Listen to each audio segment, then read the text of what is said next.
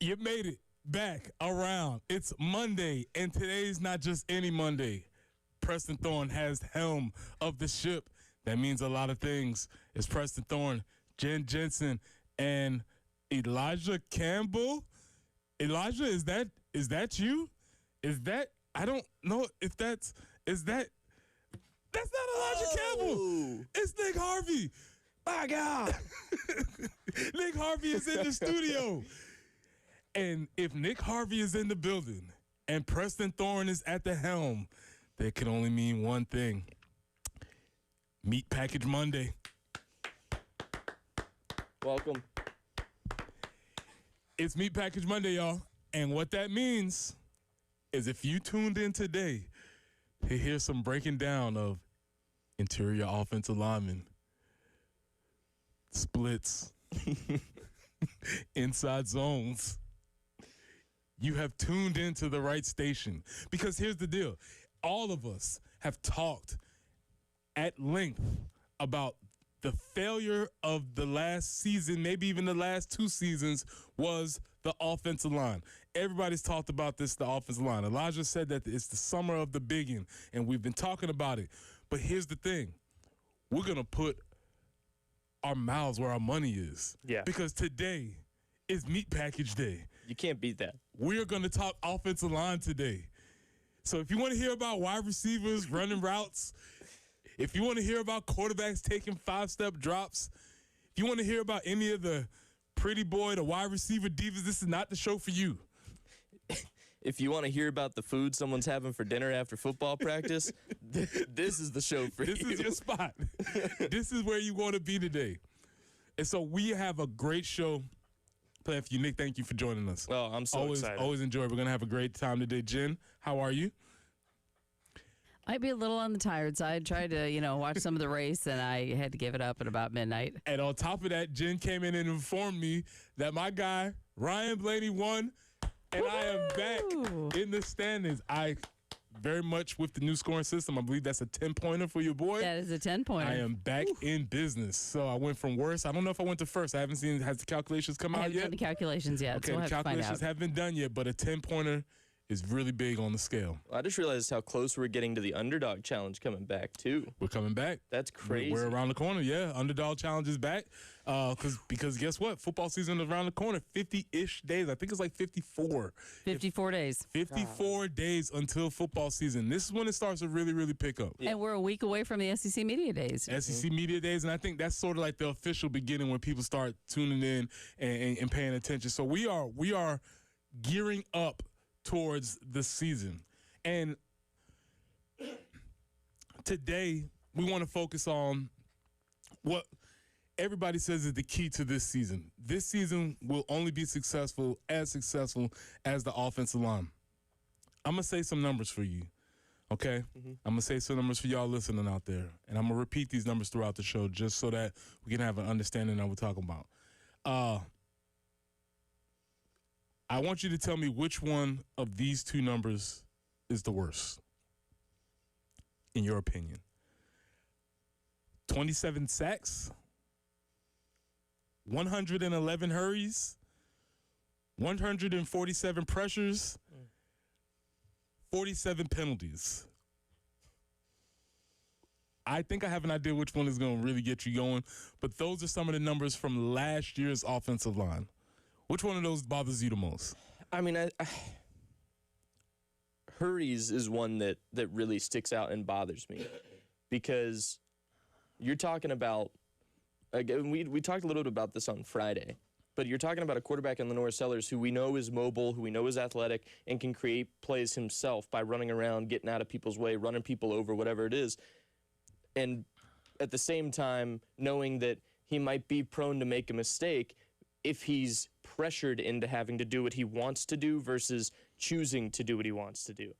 He got pressured into making a lot of moves. 147 times, to be exact. I mean, that's ridiculous. It's absolutely ridiculous. For what you thought you were going to get out of an offensive line last year, and you know which one is really grinding my gears. Like it's bubbling within me right now, and I'm not going to say anything yet because I got to try to store it. But for an offensive line, like that's just, to me, and it's something we talked about during football season last year, a lack of communication. So many issues up front, like they just weren't a unit. When you give up that many pressures, that many hurries, somebody's missing something. There's not enough communication from your center, who is the quarterback of the offensive line. Correct. Quarterback's quarterback. The center makes those calls. He calls the shots. And I'll lead that right into my next point. Because our center, in one game last year, took 2, not 1, Yeah. 2 false start penalties. The center, the guy who snaps the ball, the cadence moves at his rate. He moved before he snapped the ball. How do you do that? It's difficult. 47 penalties? 47 penalties. That's, I mean, you cannot have that. That's not, you will not succeed in any conference with an offensive line that's taking upwards of 50 penalties. And that's not good. It starts with discipline on the front. And when those guys can't contain themselves, keep composure, whatever you want to call it, you're just setting yourself up to fail. So there's a two-part component of it, and I think there's, you always hear about the idea of different, skill versus will, the skill-will matrix and all those types of things. Well, there's obviously a skill component of playing offensive line. We get that, but also in offensive line, there's a will component, and in that will component, I think that falls into a lot of these penalties that you're talking about. Whereas if you could eliminate some of the procedure penalties, some of the pre-snap things, some of the not very smart things that they did during the plays, I think that would automatically maybe mask some of the maybe skill deficiencies that they obviously had. But you can't do that when you start with penalties. No. And so it seems, so I say all that to say, and we'll come back to these numbers because I do think it's important to stress how inept the offensive line was, where there's room for improvement, and why we think that is going to improve this year. But when you look at those numbers, there's obviously was a change made in the offensive line and the offensive coordinator last year. They bring in Coach Randy Clements and his guy, Jason Smith. Now, Jason Smith is his top assistant. It's a guy that played for him, a first-rounder. I believe he played for the Cowboys, if I'm not mistaken. Yeah, I think you're right. I believe he played for the Cowboys. So this is his guy. And what I imagine is this. First off, we said I have not heard Coach Clem speak very often. I'm not necessarily familiar with his voice, but just from the looks, the 5 o'clock shadow that I saw him on his face, he is OL guy. Yeah, and he wears trucker hats. Trucker hat. Yeah. 5 o'clock shadow. Yeah. I would imagine. I'm not sure if he does this now. I would imagine there was a time where maybe there was some like Kodiak or Grizzly Wintergreen. I imagine there was something along. I don't know if that's what he's going into now. Maybe he's done some different things. It could be a Zen now. Maybe it's a Zen now. Yeah. I imagine there's something along those lines. We also spoke about a lozenge. Yeah. The lozenge rate is very high, I would assume. Gotta be. A lot of that. A lot of just. I'm telling you. Yeah, that's how you know. When you walk into a film room or a meeting, he's like, "All right, man." It's like, all right, man. This guy been doing this. This guy knows what he's talking about. Yeah, I don't even know what he's saying. I want to listen to him, but I can tell he knows what he's talking about. If your O-line coach says, "All right, man," and you're like, "Okay," so Randy Clements, longtime veteran. Couple of important things. He's coached offensive line for a long time. More importantly, and which I think is the most important thing, he's coached with and in Kendall Briles' system. Yeah. Why is it so important to have your O-line guy or the coach's O-line guy in the coach's system? Well, because he knows how you're going to run your offense. He knows what type of people he needs to recruit. So I think, like, for instance, if let's say Lonnie Teasy was still here, Lonnie recruited a certain type of build that he wanted for his system and planning out run blocking schemes and things like that as the coordinator for it. I think with Randy Clements, you're getting a guy who Kendall Briles, really grew up around because he worked for his dad prior to them working together. So there's a deep relationship there, and that's a huge thing for chemistry because you want your O-line and your offense in general to mesh really well together. And I think if the coaches have that good of a relationship, you're going to see the benefits of that reaped by the whole offense. I think, though, all this talk about how fast Kendall Briles' offense is going to prove why they brought in Clements, because they've got that history. He knows what he has to go get, and that's mobile, athletic, in shape offensive linemen, because they're going to run a tempo type offense from every signal has pointed towards that with the Kendall Briles offense. You're going to have guys who are in shape. I mean, I'll tell you right now, when I was in high school playing on the offensive line, if we ever ran hurry up offense, that was a dig deep moment for all the guys on that offensive line, because we were not prepared to go every 10 seconds running a counter or power or whatever it was. You have to be in shape. And if that's a constant for a full game worth of time that you're running that tempo, those guys can't just be, lifting a bunch of weights, be super strong. Like, you have to be fast, in shape, and maybe not be the first ones to the water cooler, because that also is a trend amongst offensive linemen. Those guys will make sure they get out of their individuals quicker than everybody else to take all the water from the cooler. Well, because you have to fat man trot to the water. Oh yeah. And if you don't know if you know lineman jog, fat man trot, you have to know how you can be able to move. I love it studio demonstration, because the coaches are always going to tell you got to pick them up and put them down. Moving. You're very much barely above a walk. Yeah. But see, when you walk, it's 2 feet on the ground at the same time. A trot means that 1 foot has to barely be off the ground at one time. Yep. So you have to fat man trot to the walk and fat man trot get around. It's something that you learn as an OL guy, but that is going to be extremely important, and it's really interesting that you hit that. We'll get to the roster here next segment. But overall, philosophically, the idea that you have to have these players who have the ability to run upwards of 80, 85, 90 snaps at a very fast clip is an advantage that you want to draw. And that also may alleviate some of the skill issues. So even if you don't have the best players, I know that I can tempo you. Right. Well, and again, that's where I think Kendall Briles can make his money, is you're not necessarily looking for the most technically skilled people, but you're looking for people who are going to be in good enough shape to just continue pounding a defense into submission. Because when you keep coming at them that quick, eventually, it's going to tire them guys out, especially the big boys up front that are battling up and down the field. I mean, those dudes will get worn out. You've been there, I've been there. When you run against a fast offense, it slows you down eventually, because you're trying to catch your breath while they're setting up to snap the ball again. And it can be real challenging. And somehow or another, I don't know how this works, but magically you get more energy when you see the other dude getting more tired. Absolutely. So even though you're tired, when you see the other dude is tired, all of a sudden your energy meter goes up. If he looks more defeated than me, then I have won the battle. And I get real excited about that. And all of a sudden you got a couple more in you. Yeah, you got a couple 100%. more in you. And that's just the internal battle that happens between O-line and D-line, especially when a tempo is happening. You can get into why it's so important to win on first down, so you can keep the tempo going to avoid lost yardage plays, all those types of things, which we might get into a little bit later. Because, again, today is Meat Package Monday, and this is what we're doing today. So if you want to hear about guys running post routes, this ain't your show. No, But that being said, Coach Clements and Jason Swift have to institute that that mentality into this new set of offensive linemen. Yeah, I don't know. I got the chance to go to the media introductions for all the new coaches when they brought those guys in a couple months ago. I got the chance to talk briefly to Randy Clements, and you can tell that he's just a business dude. Like, he's going to tell you what you want to hear. He'll answer your questions, but he's going to do it as quick and as simplified as possible, because he doesn't want to talk for too long. Like, that's just what I got from him. He is that dude. He is that guy who's like, hey, look, this is what we're going to do. And then he just looks at you and waits to be like, all right, that's all you got, because I told you what we're doing.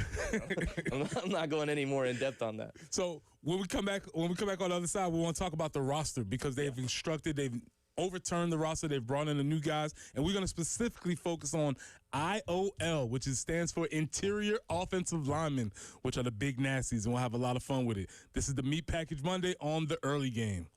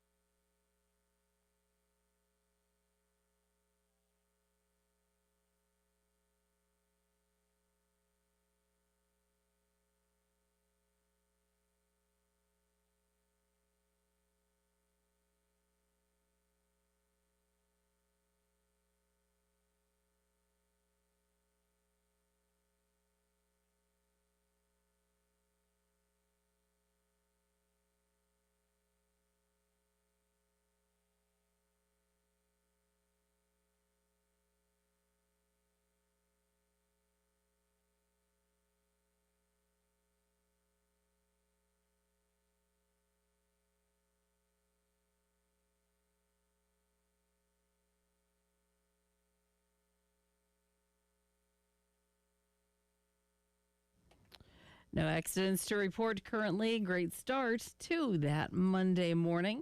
And we're looking for scattered showers and thunderstorms throughout the day. Could be rolling in a little bit later this morning, closer to lunchtime.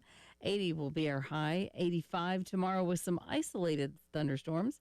And that should all clear out by Wednesday. We return to the 90s and sunny skies on your Wednesday. And we'll be back into basically the mid-90s for the remainder of the week.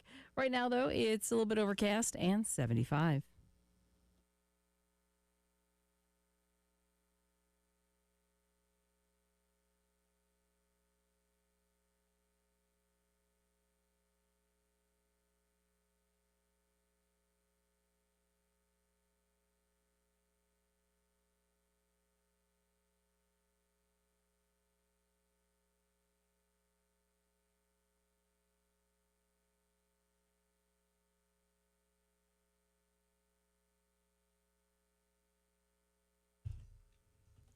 Right now, you are tuned into the early game / Meat Package Monday.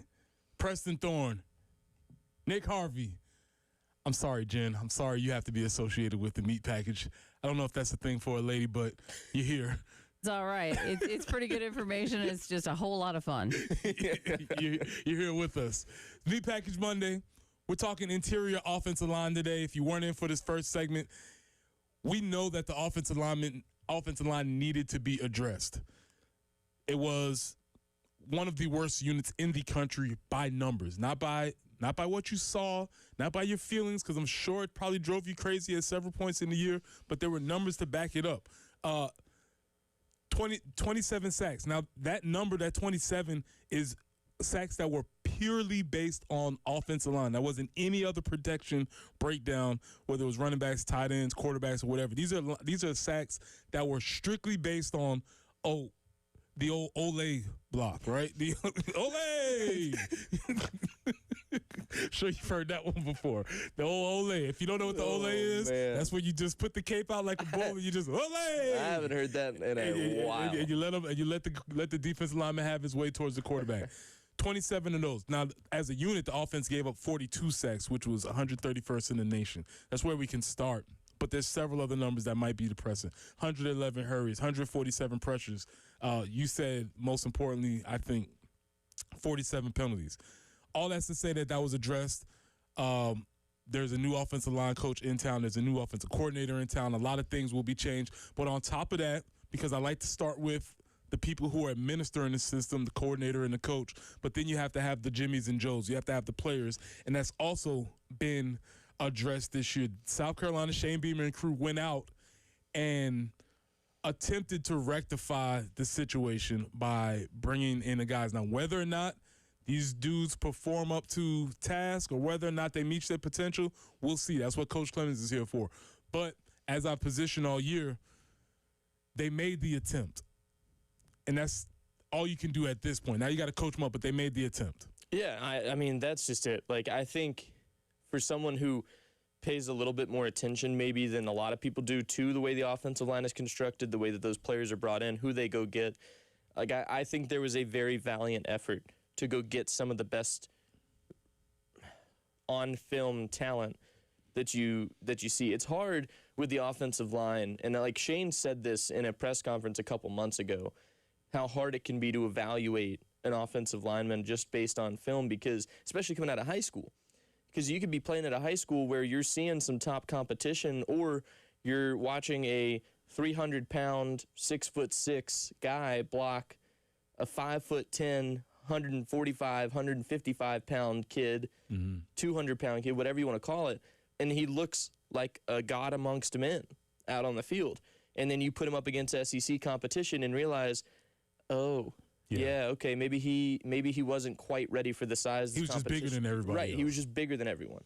That is, I think, been a thing with this team multiple times with some of the guys that you see that get brought in. I think the best unit in recent years that South Carolina's had in the offensive line was 2 or 3 seasons ago. You had Eric Douglas, Javon Gwynn, some of the names are slipping me, but it was some of the guys that I worked with when I was student coaching or whatever. Those dudes were just so tight, so like well fit together. Like they knew what they were doing, and they knew where each other were going to be. So like, yeah, you went out and got a lot of talent this year. Now you got to make sure that they're together and they're working as one big unit. That's the next thing for me, is how well do they bond in the offseason? How complete are they going to look? You need them to be able to kind of read each other's minds in a way. Yeah, well, because in terms of communication, I think, you know, the two groups that need to communicate the most, in my opinion, are offensive line is above and beyond everybody else. Those dudes have to be locked in. They have to know what every single person is doing on every single play. I have to know your tendencies. I have to know your weaknesses, your strengths. I have to know that Nick doesn't do very well climbing up to the second level on the inside zone. True. To the left. It's true. My bad. Did I read your scouting report? No, that was angle blocking was not. I need to know that so that I can cover for you, or I can hold on my block a little bit longer, or do whatever I need to do. I need to know that. I would say secondary is probably the group that needs to communicate the second most, because they have to know where everybody is. But those two groups, O-line specifically, and as you hinted in, when you bring in all of these new players, you're assuming that they've all played a lot of college football. So they're all experienced, and that's something that they made a valiant effort to go get guys who have experience. Now, some of them have experience in lower-level conferences. Some of them have experience in higher-level conferences. For the guys who have experience in lower-level conferences, we're not doing Garnet Glasses right now, but I would just post Torricelli Simpkins, right? A guy that had experience at lower quote-unquote lower-level conferences, but when he was brought in, his experience as an interior offensive lineman shined, and he was able to end up becoming the best lineman that we had, even though his experience was at a lower level. Yeah, I completely agree. And you're right. I mean, that's, again, it becomes kind of one of those conversations where it can be difficult. And I go back to evaluations, because you're not going on a random Saturday to some JUCO or to a lower conference game because you're coaching a game. So a lot of what you're getting on these guys is film. But when you see someone like Torricelli Simpkins, who came in and had played in lower level conferences, played a little bit lower level football, but like he was leaps and bounds better than his competition. And that's, to a certain degree, can be comparable, but you still have to make sure, hey, what kind of size is he matching up against? Who is he seeing on a weekly basis? Because when you get here, we need to make sure that he is talented enough to keep up with the Dylan Stewarts of college football. Because that's the other thing, too. The position has changed so much over the years. Like offensive, we've talked about it before. Defensive linemen have gotten a lot quicker, a lot more athletic on the edges and stuff like that, where they're more skill-based than they are physicality.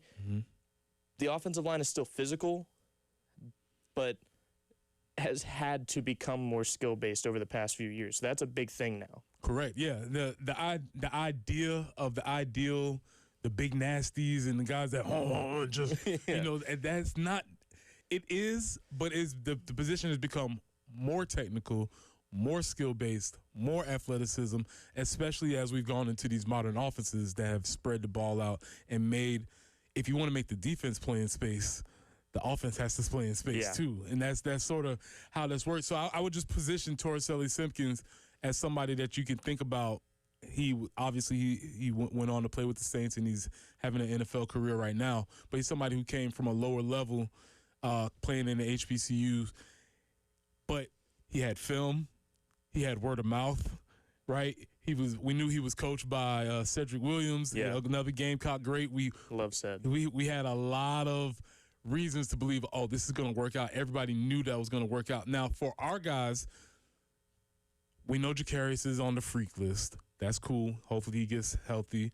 We know Shed Surratt is a freshman, All-American. Those are the edges, but that's not what we're doing today. Nope. We're talking about interior offensive linemen. So we're going to start off with never nervous Hank Purvis. Now, Hank qualifies as a biggin. Yeah. At what number did he come in at? 330 pounds. That's a lot. It's a big boy. That's a certified meat package man. That's a big nasty. He is there. We got Hank Purvis, we got Carter Miller, and we got Emmanuel Poku. And when we come back, we're going to talk about how these three guys, Hank Purvis, Carter Miller, Emmanuel Poku, will make the number one play run that Kendall Browse run and that's the Inside Zone. We'll talk Inside Zone. We'll run the ball when we come back. It's the early game.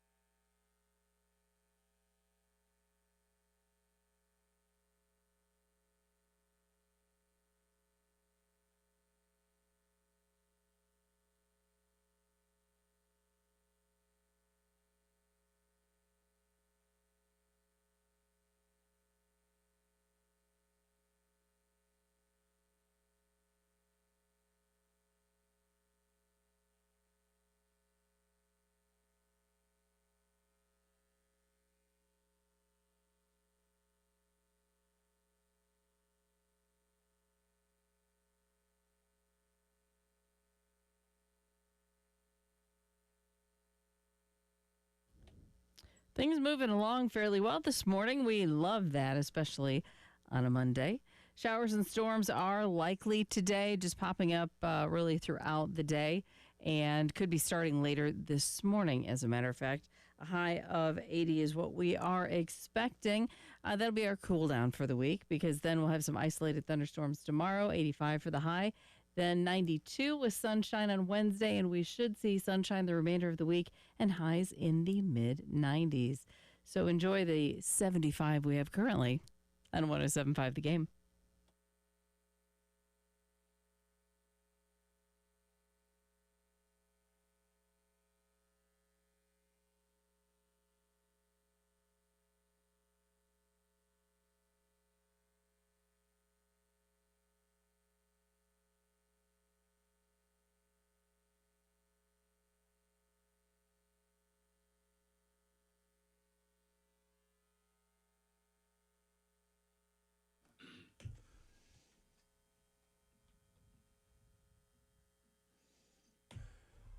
Welcome back into the early game. It's Preston Thorne, Nick Harvey, Jen Jensen, Meat Package Monday.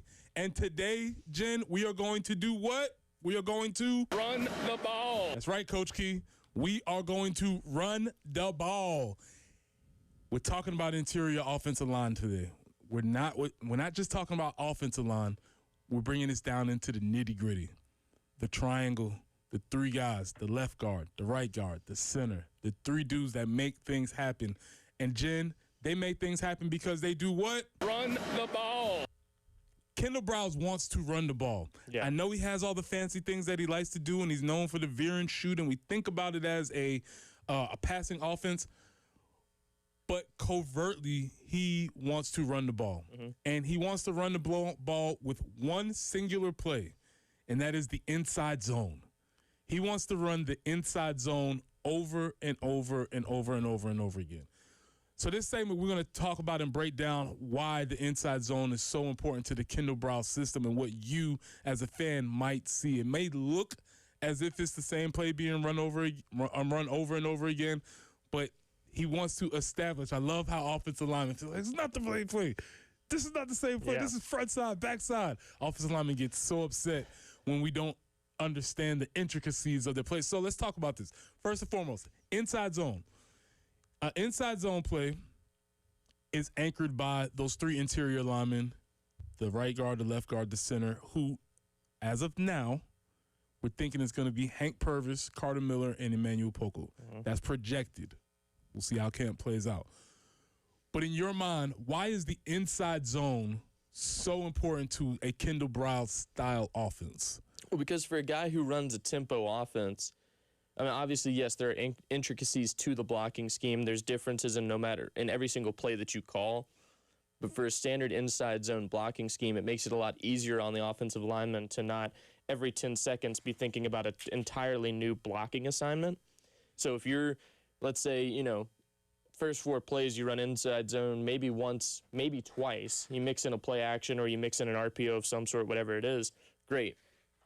But when you're consistently running inside zones, whether that be to the strong side or the back side, depending on which side of the line you're on, it just makes it a lot easier. Because when you're running 100 miles an hour offense, the head spinning, the thinking, it can get a little bit dicey at times when a guy's a little bit tired or he's just a little flustered by how quickly everything's moving. If he knows the fundamentals, he knows what his assignment is, it makes it a lot easier on the offensive lineman, because really with an inside zone blocking scheme, it is literally zone blocking. If there's a guy here, he's in my zone, that's who I'm blocking. If there's nobody here, I might give a hand to the next guy over, but I'm climbing straight to the second level. It's a very simple process that when you know your zone, it makes it a lot easier for the offensive line. Yeah, so you're not doing as much thinking. Mm-mm. Whereas, let's say if you're running a power scheme or a man blocking scheme where I have to identify men, I have to figure out whether or not they are stunting or slanting or whatever the case is, it may become a little bit more difficult, especially, as you said, when you are tired. Yeah. Because the first thing to go is not your body, it's your brain. Right. And your brain starts to frazzle, and that's when you start to have some of these plays where they're missing. But the inside zone is the staple of Kendall Browse offense. And we'll get into this a little bit later during our morning meeting about splits and how we have to take splits, because look at that smile. It's fun. It's exciting. We'll talk about that a little bit later. But the inside zone is the staple play of Kendall Brown's offense, and even more so, it has been the staple play when he was at Arkansas. So Arkansas was 2 stops ago. So he comes from Arkansas, went to TCU, and now he's here. At TCU, he didn't run as much inside zone, but there's one key reason as to why he didn't run as much inside zone. His offense at South Carolina will resemble more so what his offense was at Arkansas because of the fact that we have Lenora Sellers. Right. Lenora Sellers resembles, I think he's I know he's a better athlete, better runner, in better condition than KJ Jefferson was. KJ Jefferson, little doughy. But his ability to run the inside zone and also be able to run the quarterback off of the inside zone made it so that Kendall Browse relied on that as a staple of that play. He didn't do it as much as TCU with Josh Hoover because that wasn't Josh Hoover's game. So if you're jonesing and you want to get a little bit of a peek insight into what Kendall Browse offense may look like here, you might want to go back and look at some of that Arkansas film, and you will see inside zone over and over and over again. It's such a fun when it works well. Like it's just such entertaining football to watch because, and like I know I say that, and there are people in their car right now who are not happy that I just said that, that it's entertaining and exciting offense to watch. But a strong run game is beautiful. It's art. It really is. The blocking assignments, when they're executed properly and you watch the hole open up on a run blocking scheme like it does, when it's done well, man, like it's just, you sit back and like for a lineman, like you just see the big smile come across their face when they're watching a game and a hole opens up the way that it does. Well, you see those lanes start to split wide open. You see those things, and you hear the phrase, it's hitting downhill, right, and it's moving. On the contrary, a lot of people might be saying, oh, not again, because last year, about a quarter of the plays were also inside zone. Yep. But the problem is those plays were either being stopped at the line of scrimmage and or going backwards. And that can be a frustrating fan experience because it looks like they're running the same play over and over again. It looks like you're beating your head on a wall. Yeah, well, and that's 100% true. I think that it was an average of like 3.3 yards a play last season per run. So, yeah, it is very frustrating. I mean, like you hear coaches, at least – if you played offensive line, you've probably at some point or another heard your offensive line coach say 3 yards in a cloud of dust. That's all that matters. Because if you just keep executing, you'll get what you need, and you keep just pushing it down the defense's throat, and there's nothing they can do about it. When you can punish a defense with a strong run game, it is a lot of fun, and it's entertaining for the players. Like when they know what they're doing and they know it's going to work, and the defense knows it's coming, and they still can't stop it, there's no better feeling.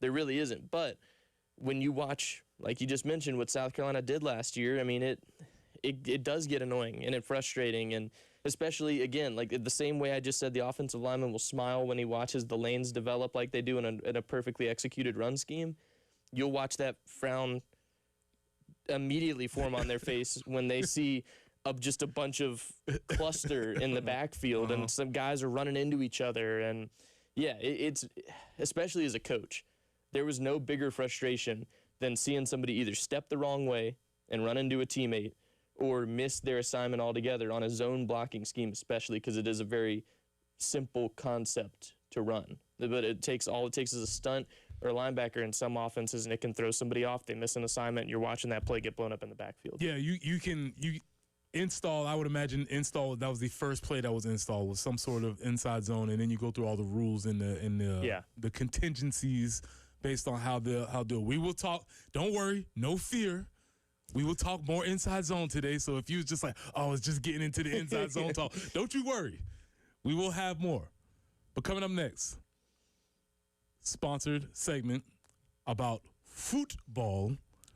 I don't know what the equivalent to the inside zone is in football, but when we come back, I want to ask you a question about contenders, and do you want the Blue Bloods to win in any given tournament? When we come back, we'll talk a little bit of football. This is the early game.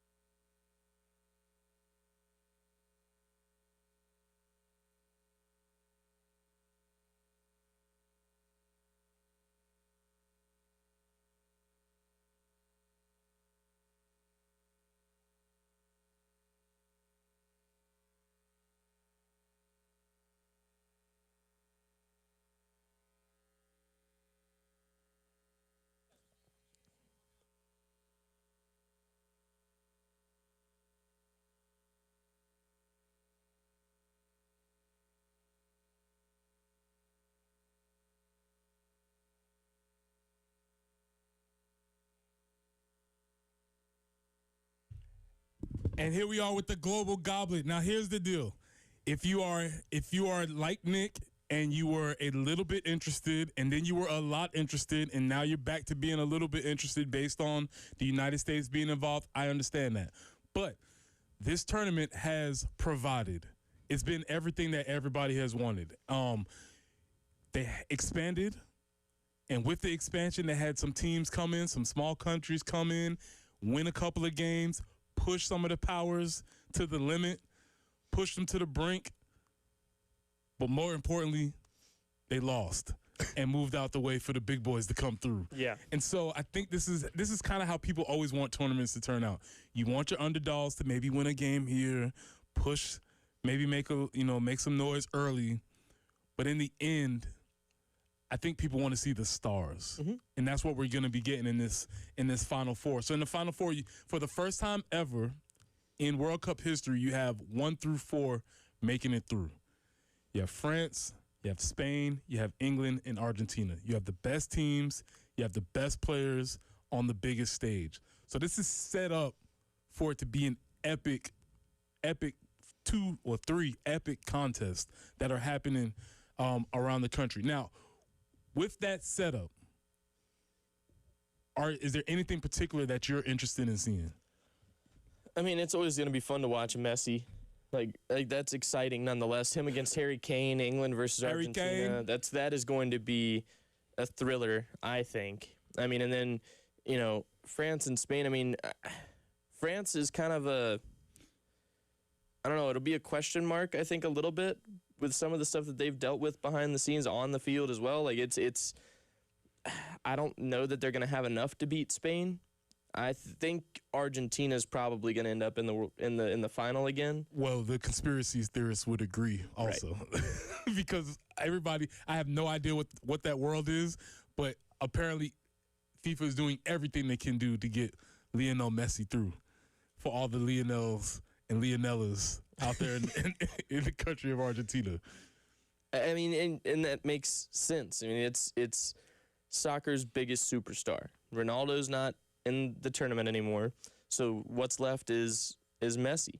And if you don't have him in a final in this tournament, I just think that there's going to be a loss of interest from some of the general population who's just been watching because the U.S. did pretty well.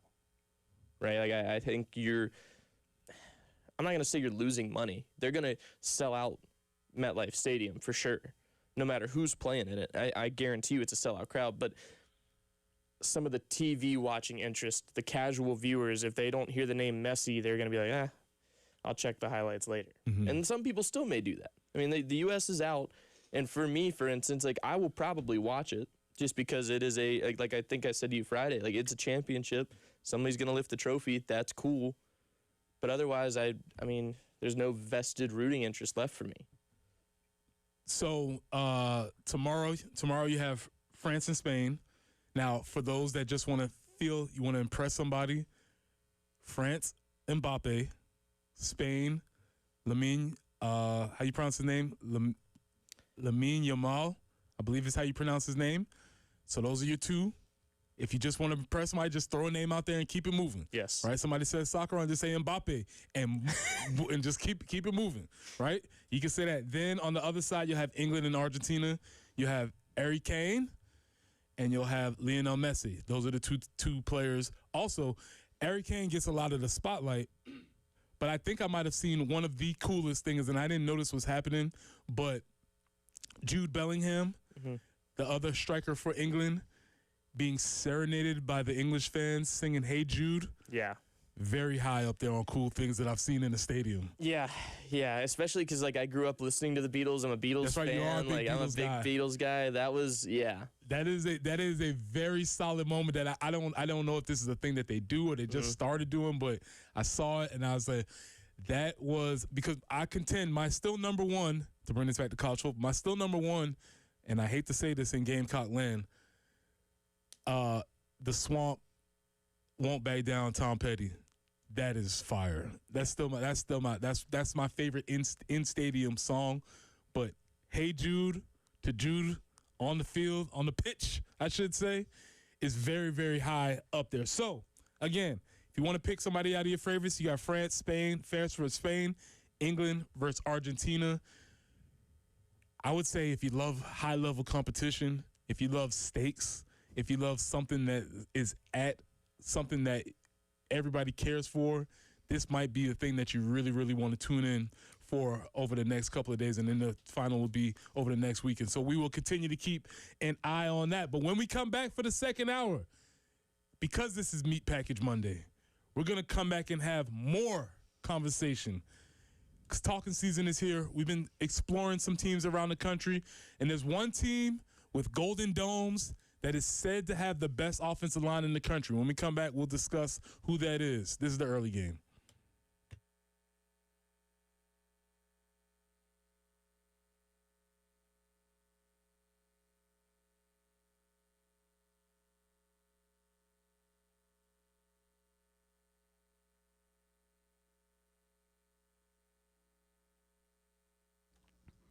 It's Jen for CHW Cabinetry in Lexington. The kitchen got finished in a beautiful manner thanks to CHW Cabinetry after we had a flood that was just completely destroyed the kitchen.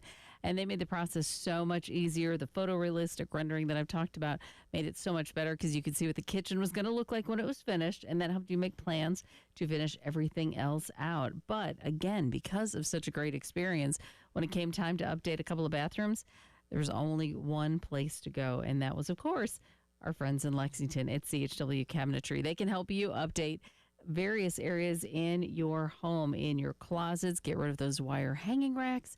In the pantry, drawers are amazing. So many ways for them to help you update your home. Visit them at chwcabinetry.com or call them at 803-520-6837. Tell them Jen sent you. CHW Cabinetry, passion from inspiration to installation.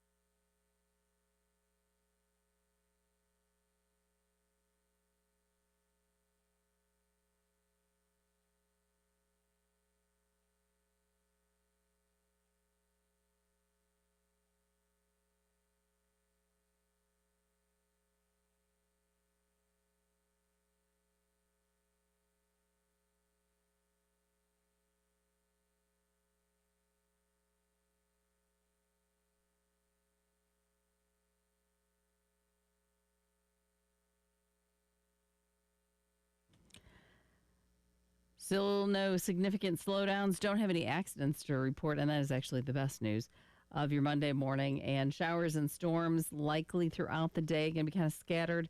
80 for the high, 85 tomorrow with some isolated thunderstorms. And then sunshine the rest of the week, and we'll be to the low to mid 90s for the rest of the week and into your weekend. But right now it's cloudy and 75.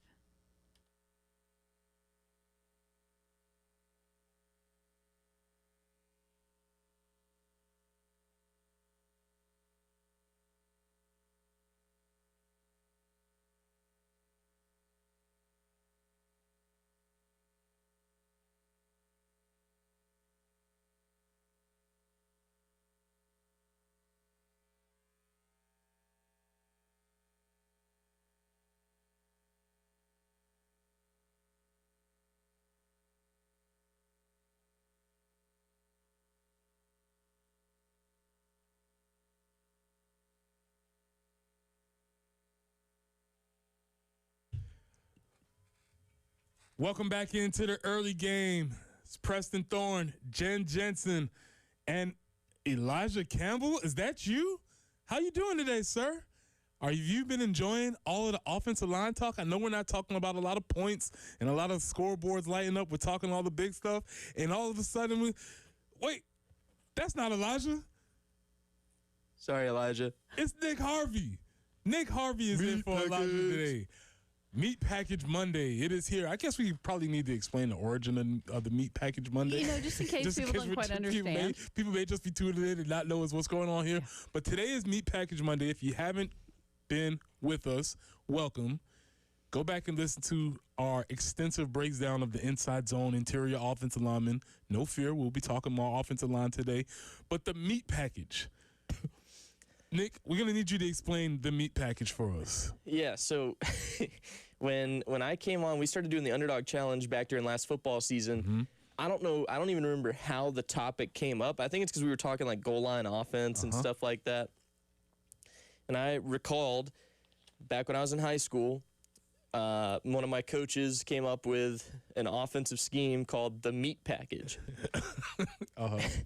And so that was literally every offensive lineman, every lineman basically on our team was on the field in basically like a wing formation. So we had two fullbacks. They were both of our biggest linemen. They were the lead blockers, had the big nasties up front. And then we would, on the goal line, you'd just hear, meat package, meat, meat. And here come the two biggest dudes on the field. And everybody on the other side was just like, oh, my God. It was the most. Here comes the meat package. It was intimidating. Rednecks. Yeah. Now, my favorite part about the meat package was that it wasn't just something because of the guys being of a certain size. There was some actual logic behind it. Now, the logic came in the gap scheme. Can you please explain that? Yeah, well, and that's just like it was basically having two lead blockers on both sides of the ball. So like it was a matter of obviously whichever side we were calling the play to, but those blocking schemes worked in which if you were, let's say we were comboing like a guard tackle or comboing on the outside defensive tackle, your fullback, who's the second one of the biggest dudes on the team, is leading through that backside hole off of my tailbone and meeting the linebacker in the hole. Like the whole gap scheme to it was just matching up the biggest dudes with some of the smallest dudes on the field. And granted, that maybe they weren't even the smallest dudes because linebackers are pretty stocky little guys. But when you're gap scheming and you see a 300-pound, 6'6" guy coming at you, like, no. Yeah, I don't want no part of that. I don't want any part of that. It was the way that it was run was just we were very good at executing it because, I mean, for all the skinnier offensive linemen on the front lines, we wanted to get out of the way because I wasn't taking a 300-pound force to the back. I was going to block my guy to make sure we were both out of the way and the big dude could take care of business. I mean, that's just the way that it worked. But we were very, very successful in the meat package. I'm not sure what the numbers would look like if we crunched them. The analytics. But I had imagined they got to be pretty good. They have to be. If the combined average of the backfield is over 600 pounds, then you will assuredly get at least 3.6 yards per carry. We had fun, man. Like there was the meat package, but then like all of us tubby kids on the offensive line, like all of our combo blocks were named after fast food restaurants. So if it was an A block combo, it was Arby's. You'd C block Cookout, B block. I mean, I'm trying to remember. It might have been Baskin Robbins or Burger King or something like that. Ooh, I think I'll go with Burger King. I think it might have been Burger King. I don't remember. Yeah. You want to bring the beef on that? Yeah, that was. Oh man, we first ones to the water cooler. Yeah, we had some fun. We weren't the best in the state or anything like that, but it was just so entertaining every day. Like I was telling somebody recently, I think it was, I was playing pickleball with a couple of work friends, and they're all guys who like played baseball or whatever it was. Like I don't think any of them had played football. And one of them was like, "Oh yeah, it's hot. I might end up taking off my shirt." And I'm like, "Good for you, man. That's cool. I don't live that life. That's cool." I was like, I could give you the old reliable as a lineman, and I'm sure you know what I'm talking about. You walk out to practice and you hit the roll up under the pads. You just got it's poking out.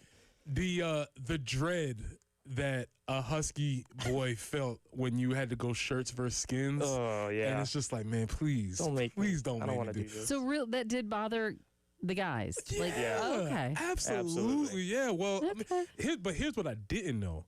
And because you only focus on your own issues, right? And I'm just thinking, like, I don't want to take my shirt off, man. Yeah. I didn't know the skinny fellas were feeling the same type of angst.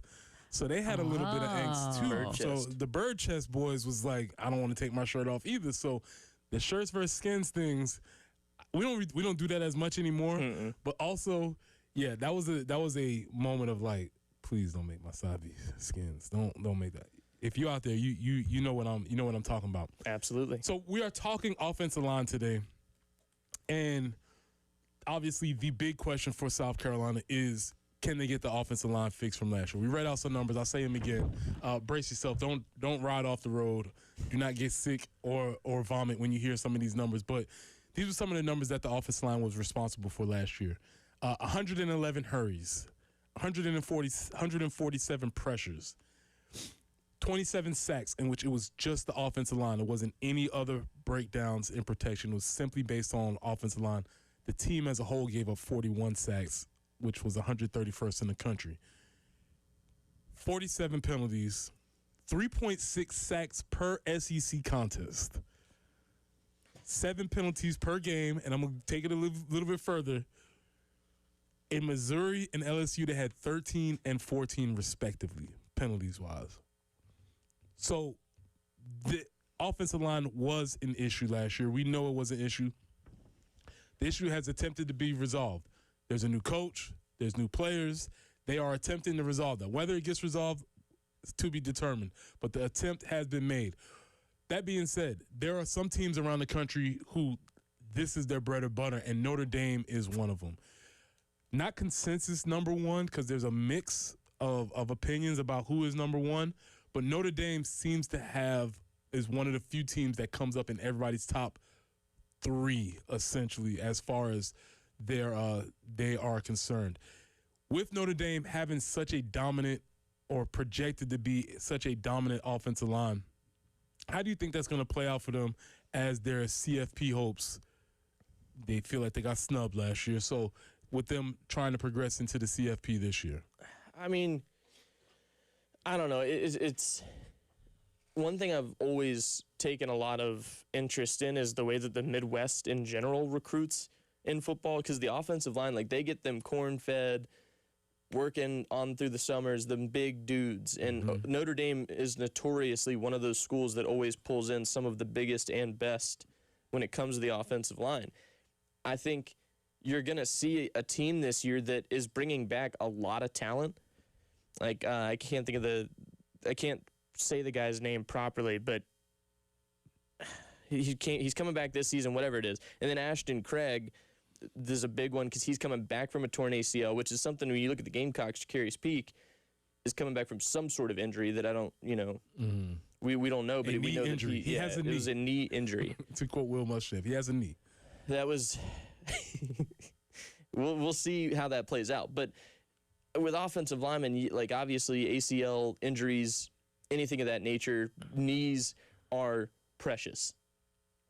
I do think, though, when you get Ashton Craig back, you're going to get a very healthy Ashton Craig. And Notre Dame's offense in general, though, like, they thrive on what the big nasties can do. They won't be nearly as competitive without the offensive line that they've built for years and years. This isn't just a one-time thing for them, right? Like, they have a history of being among the best offensive lines year in and year out. I do think last year, with them coming in as highly touted as they are, you've got to remember who was in the backfield. That's what I was going to get to, because it is, I wonder if it's going to be a chicken or the eggs type of situation, right? Was the offensive line that good, or were the running backs that good? They did have 2 first-round picks running the ball last year. Yeah, and I don't know. I have a tough time. I'm one of those that is always going to say that it's because of the offensive line that a skill player is as good as they are, because the big guys don't get a lot of recognition. Like, when the lights come on and you watch a running back go for 200 yards in a game or something crazy like that, right?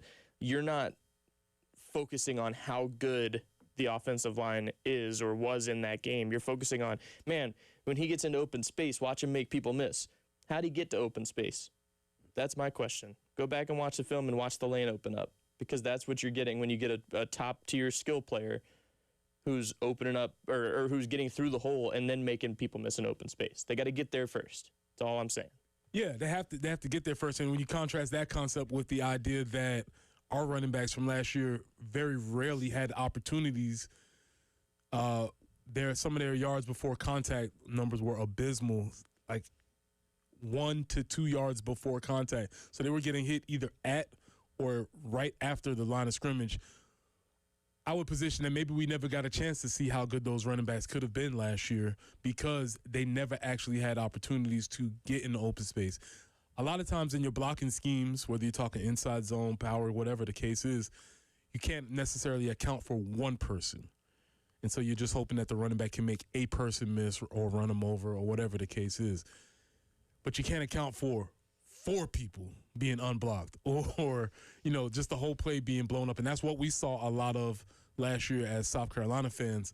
But Notre Dame's identity is based on we're going to run the ball. Mm-hmm. And they're going to run the ball, and they're going to be vicious. One of the quotes that they were talking about, the player that's coming back from the ACL surgery, what's his name? Ashton Craig. Talking about Ashton Craig. I've read a quote that says he wants to embarrass people in front of their parents. That's awesome. That's bold. That makes me happy. That should make you happy. That's what he wants. That's the mentality, and that mentality spreads amongst the team. And you have to have teams start to pick up an identity. And one of the conversations that I was reading about, because I don't know a lot about Notre Dame except that they have this offensive line identity, whereas Texas is also universally sort of known as one of the best offensive line, but their offensive line is built to protect the golden boy. Their whole job is you've been brought here to protect Mr. Manning back there. That is your number one. That is why you're here. Running the ball is cool. It's secondary. We're going to try and do that. But the reason why you're here at Texas, the reason why we're paying you this NIL, the reason why you are part of this unit is to protect Arch. That is the complete opposite of what Notre Dame's identity is. Mm-hmm. Their identity is we want to run the ball, regardless of who is back there. So it's going to be interesting to see whether or not that works. Not a coincidence, but some of the best offensive line that are listed, Georgia, Texas, Indiana, BYU, you'll probably see a correlation. If you have a good offensive line, you're probably going to be pretty good. Mm-hmm. Yeah, and they say, defense wins championships, right? But, and that is true. I fully do believe that. I agree with that. Let me first make sure I say that. But your defense can only do so much. And I think you look at South Carolina for the past few seasons now. The defense has been there. They have been ready to compete with the best of the best. That it's been the lackluster of offense that has caused issues for the Gamecocks. If your offensive line can even match up enough to just get you more competent run efficiency and be able to spread the field out a little bit more when you need to, I mean, in my opinion, the possibilities are endless, but I have to see it first. That's just, I don't know. I think there's a lot of potential for this offensive line unit and the way that the run game could work under Kendall Briles and his systems. I'm very excited about it, but it pains me year in and year out as somebody who loves to watch and focus on the offensive line play to not see South Carolina in the conversations for having some of the top. And that's always been the case, I feel like. Correct me if I'm wrong, but it just feels like we always talk about how good the defense is going to be, how good the defensive line is. We never come into a season saying South Carolina's offensive line is going to be a difference this year. They're going to be what makes this team as good as they're going to be. Well, that's the main project for the year. That's why Kendall Briles was brought in. That's why Coach Clem was brought in. That's where we're going to get into this conversation. But when we come back in our morning meeting, we're going to do a little football 101, and we're going to start with the thing that every offensive line around the country is talking about, and those are splits. If you don't know what splits are, we'll inform you when we get back. This is the early game.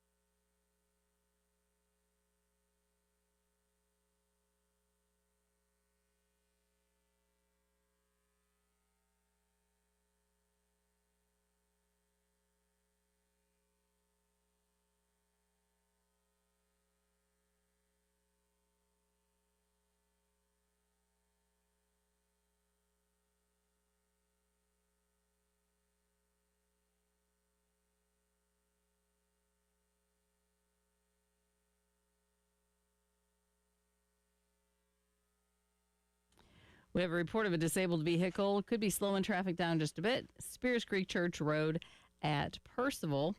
And we will see some scattered showers and thunderstorms today. Later in the morning is the increased likelihood of that. 80 for the high today. 85 with some isolated storms tomorrow. Then we hit 92 on Wednesday. And we'll be back in the mid-90s by Thursday. And it's going to be sunny the rest of the week after the rain tomorrow. Right now, though, 75.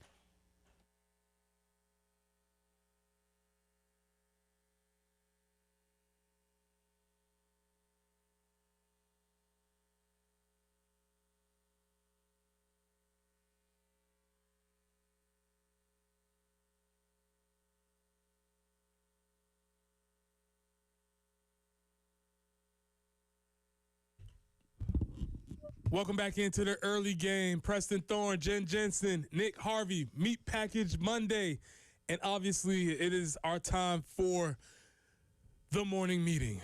And when we talk the morning meeting today, we'll have a little conversation about offensive line. But first, we'll take a call from our guy Joe out there. So let's get the morning meeting started, Jen. Good morning. Good morning. Repeat after me.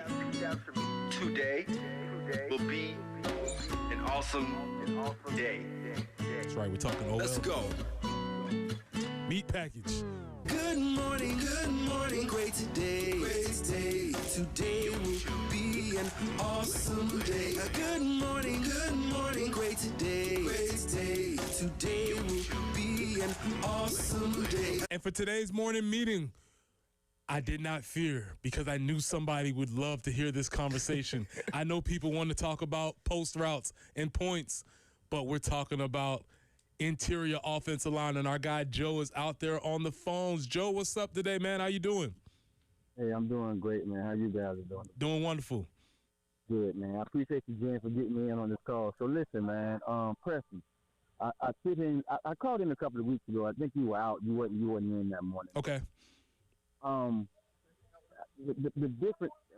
Okay, listen. You had Dow Logan, who was the offensive coordinator for Illinois, his first year starting, right? Mm-hmm. Okay.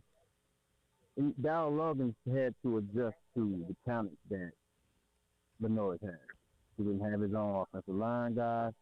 You know, he just came in. Okay, this is what we're going to run, and everybody meshed together and made things happen like that. Then Dow left. Then you bring in the train wreck Schuler, who came in last year. Y'all, everybody know what happened. Everyone knows what happened to Schuler. But now you bring in Browse. Browse has his offensive line guy. His offensive line guy has his guy. Mm-hmm. So, but while Clemens is coaching, he doesn't have to look over his shoulder to make sure that things are going right with his offensive line. He got rid of all the bad guys that were on the O-line. He brought in the guys that he wanted. He saved his guys. He got to go out and check out the guys that he wanted to bring in, and these guys have run the same offense that he wants to run. Mm-hmm. So now you have a collective group of people who are on the same page, and the offense is tailor-made for Lenoir Sellers. And I think that's going to be the difference that you see in the offense that we run this year compared to what we've seen for the past 2 years with the offensive linemen. I think we're going to see something real good, something real special, something that we have never seen at the University of South Carolina on the offensive side of the ball. And, you know, Preston, you know yourself, you and your buddy, you guys played for Hope together. I can't get his name right now. He was the defensive line on the other side of the ball when you guys both Langston. Mm-hmm. So you know there's times when you may say something and Langston probably finish it before you finish saying it. Mm-hmm. That's how I look at Browse and Clemens when it comes to making these play calls.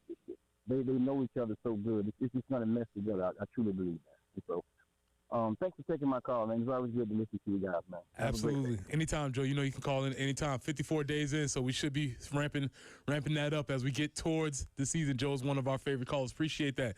Joe brings up a great point, and I think that's something we talked about, but this is a great moment to bring it in. The importance of Kendall Browse and Coach Clem's relationship in installing a system. Why is that so important? Well, just like Joe mentioned, I mean, I'm sure there are conversations where Kendall Browse starts making a point about why he wants to do something a certain way with the install, and this is why we should do it this way. And before he even finishes saying why that's how they should do it, Randy Clements already knows what he's getting at, and he's going to finish it for him. Like, he knows, he's like, yeah, I agree. This is why we need to do this because this is how we want to run the offense. Mm-hmm. And it's not how I want to, it's how we want to. They share that mindset of, evidently Randy Clements likes Kendall Briles' system enough to have stayed with him this long. So I think you're just seeing a conjoined mind of, this is how we know we can efficiently run this offense, and that is so beneficial from a coaching standpoint when those guys are on the same page. There's no disagreement. There's no, well, what if we do it this way, and things of that nature. Like, they're on the same wavelength. And I'm sure there are times where they say, well, I kind of like it better when we did this. And they say, okay, well, maybe we try it this way and we meet in the middle, or there's some ways of making the compromise, but a lot of it I'm sure they see eye to eye on. I think it's even more important, like you said, when we don't see eye to eye, we have respect enough for each other and trust in each other to understand that we can disagree and hash this thing out. You've been in coaching rooms. Yep. You know there's locker room lawyers, a lot of debating, a lot of conversations that have. And if you have a staff where maybe everybody doesn't get along is too soft of a word, where everybody doesn't have trust in the ultimate process, you might get situations where people don't object to things that they see, and you get Marcus Satterfield calling a halfback pass on the goal line with the defense end, where somebody should have said, no, not a good idea. Yeah. And maybe there was nobody in the room, and I feel like if Kendall Briles maybe gets over his skis a little bit and he wants to do something, because at the end of the day, Kendall Briles is a quarterback guy, and those quarterbacks, they always want to do something tricky. Coach Clemens there to say, hey, man, no. Inside zone. Yeah. Inside zone. What are we doing here? Inside zone. This is what we're doing. And you need to have those checks and balances on a staff. And one of the minute points that I'm sure you've seen endless conversation about is the idea of the splits. Yeah. How far apart? What are splits? Splits are how far apart the linemen are when they line up against each other. This is a point of contention, a point of much discussion amongst groups. Nick, when you hear the phrase, take your splits, what does that mean? Not at all what probably your wife thinks of as splits. Very different conversation. Absolutely. 2-foot splits. 2-foot splits, okay. That's what comes to mind for me, because it was ingrained in my brain from day one as a freshman on the varsity football team. You are in a 2-foot split at all times. And that would essentially mean you take 1-2 steps. Yeah. Okay. Yeah, back-to-back feet. And our coach would stand in between us and put both of his feet together to make sure that we were 2 feet apart. And if we weren't, he made sure we knew we weren't in a 2-foot split. You had to have 2-foot splits. Now, let's say if you're at the goal line, when you were in the meat package, you weren't probably taking 2-foot splits, were you? We cheated in a little bit, maybe like 1.5 feet splits. Did you ever go foot to foot? Very rarely when I was in high school, but I've seen a lot of formations where you get into almost like a flying V type formation, and it's everybody's like, I mean, I've seen formations where a lineman's inside foot is inside the foot of the center. Now that's some goal line offense for you right there. Talking. Yeah, and that's what, like, but it was funny, like in high school for us, like it was hard to get used to field goal formation because we were ingrained so hard on 2-foot splits that they would tell us, hey, you're interlocking. You are basically foot inside foot with this formation. We'd be like, why? I don't like how close I am to him. I don't like this anymore. And so, yeah, it is different, and there's a lot of different splits with a lot of different offenses. Why we stayed with a 2-foot, I think it was just because they wanted to keep it simple.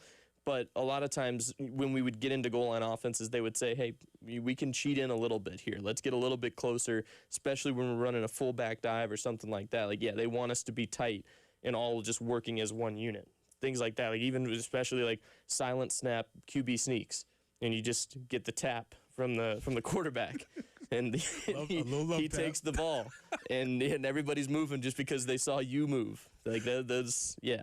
One of the great things about offensive line and quarterbacks, that have to be a special relationship because that tap is in a place where you have to trust somebody to tap you there for sure. 100%. That being said, I want to come back and have more discussion about splits. I know you think that it's not in depth, but we want to talk about splits because the splits play an integral part in Kendall Briles' offense. When we come back, we'll talk more inside zone, more running the ball, more interior offensive line play, and specifically how Kendall Briles' offense is lined up for splits. This is the early game.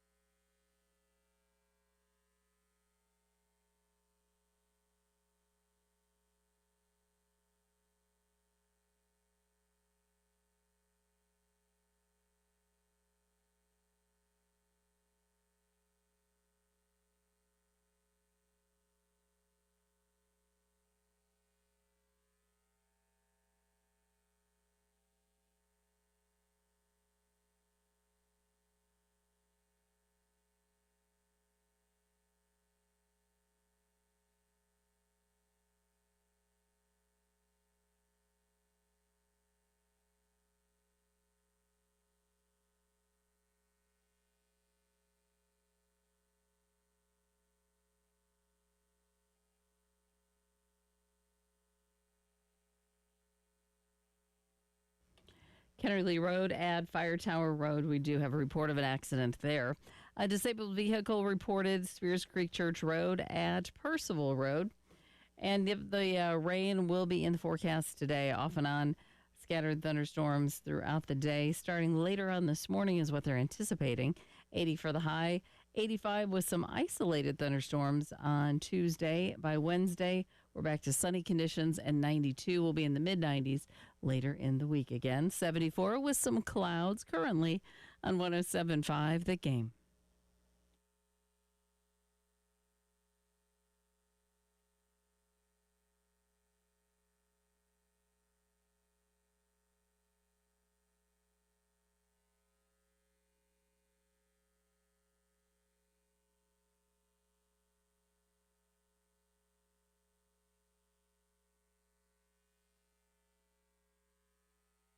It's the sport of kings, better than diamond rings. Football, Wildcat football, Wildcat football, Wildcat football. Take your splits! If you've ever been at any practice around the country, it's going to be starting here very soon. It's probably 2 feet right there. You will hear this phrase over and over again. It's Preston Thorne, Nick Harvey, Jen Jensen, Meat Package Monday.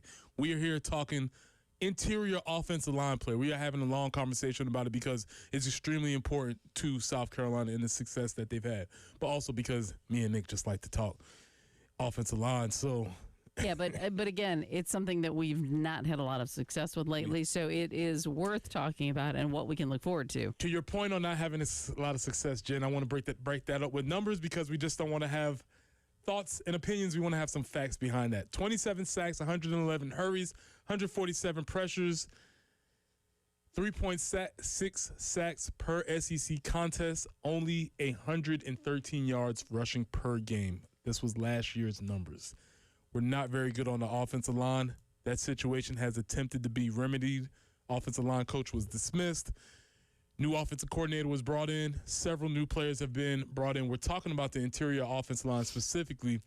Projected looks like Never Nervous Hank Purvis from Purdue, Carter Miller at center from UCF, and Emmanuel Poku from ECU at guard.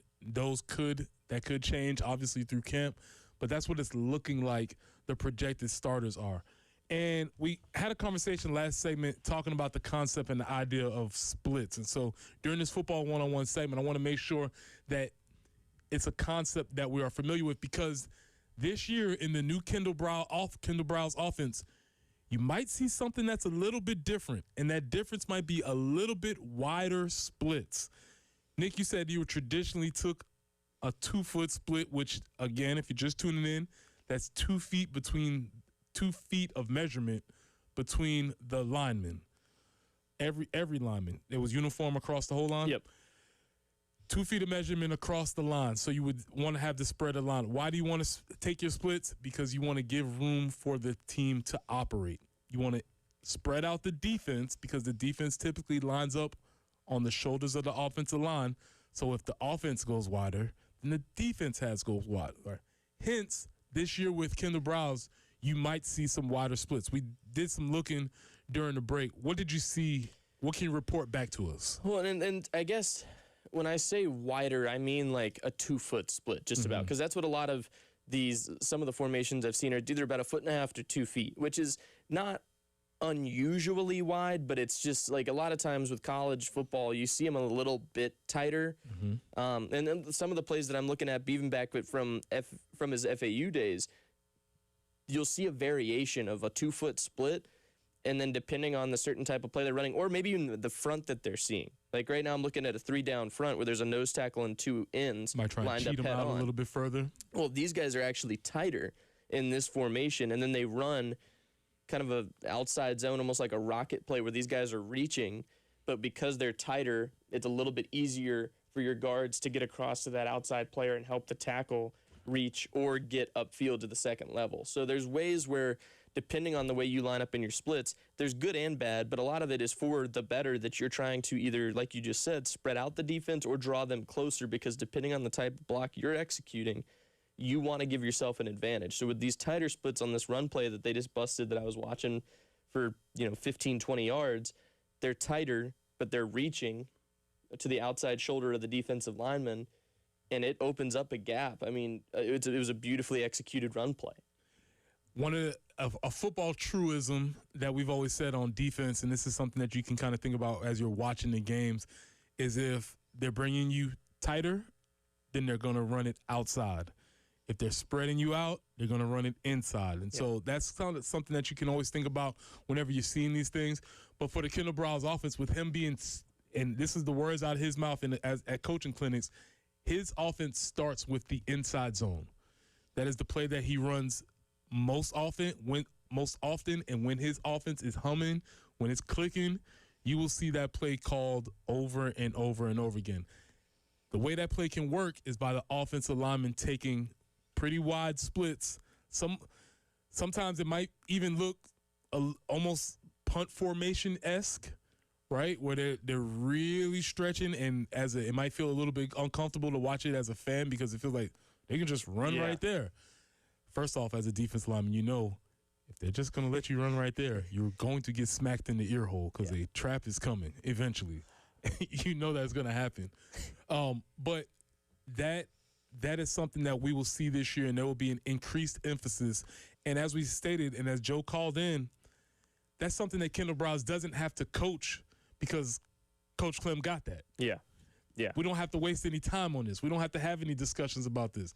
Coach Clem and as I'm looking for his name, and Jason Smith, his assistant, his number one assistant, who played for Coach Clem, who understands that verbiage, who understands his looks, understands his moods, understands he can just walk around and say, Coach Clem don't like that.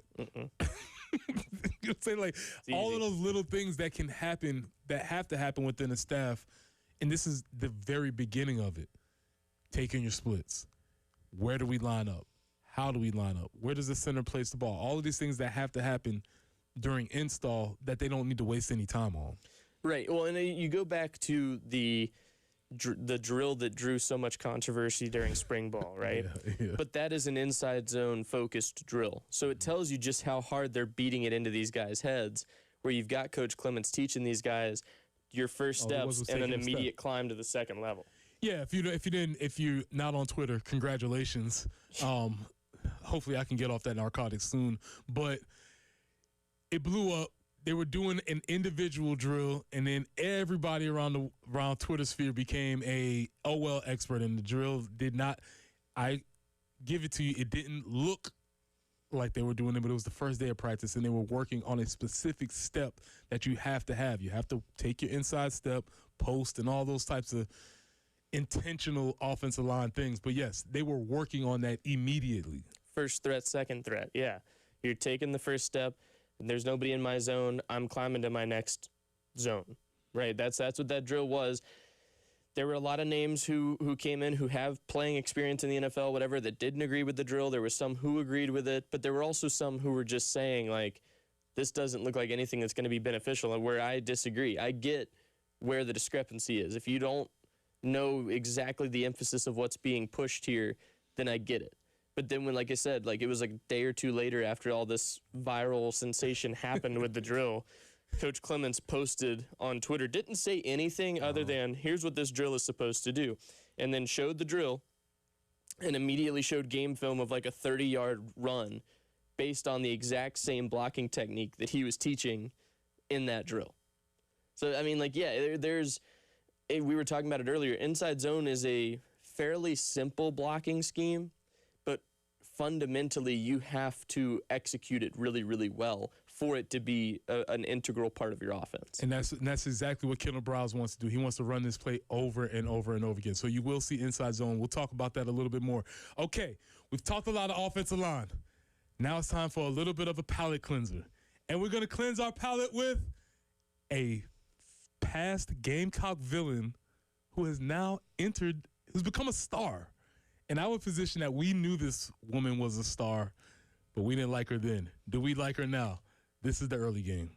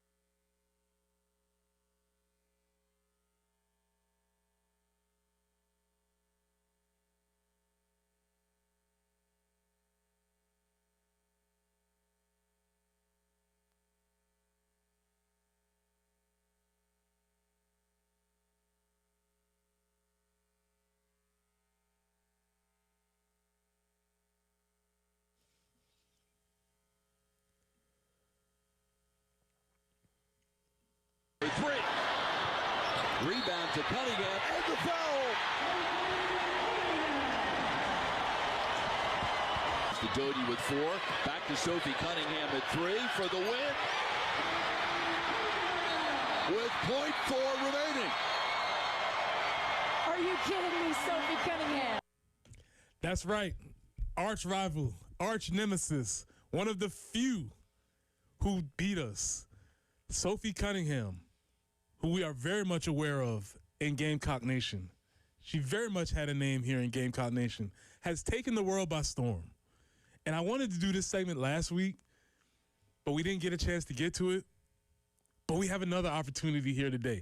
And this is why I want to talk to Miss Jen Jensen, because I feel like Jen is had a moral quandary here, because you are a Fever fan, correct?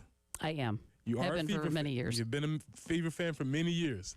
You are a women's basketball Gamecock fan, correct? Yes.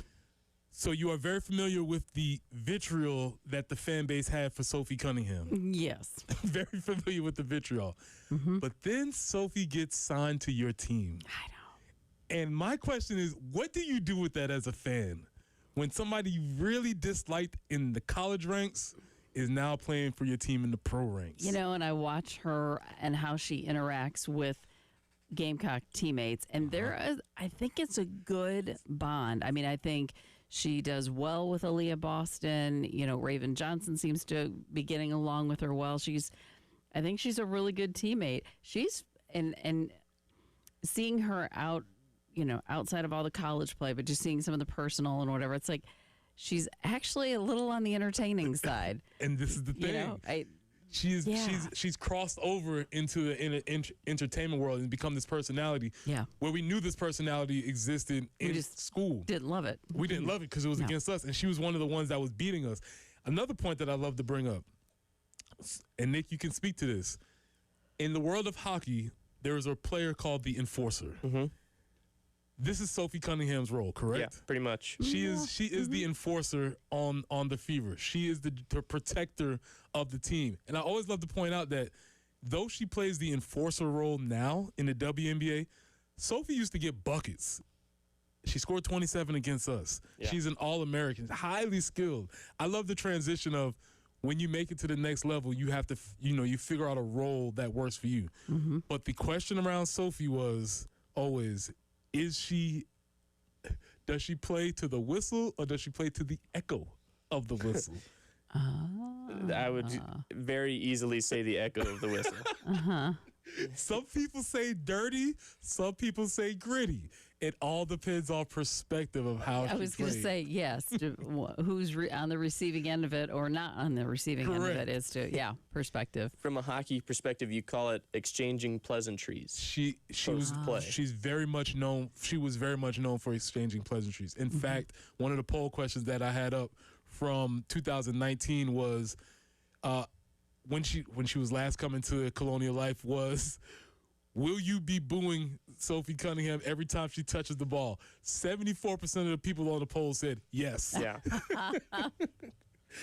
And so we were familiar with her, but now she's made this star turn, and you're getting a chance to see her personality. Obviously, with the point meme, which took over the internet last week. Which is so funny because on a couple of podcasts she's been on since then, she has said, that is one of the dumbest things I've ever done.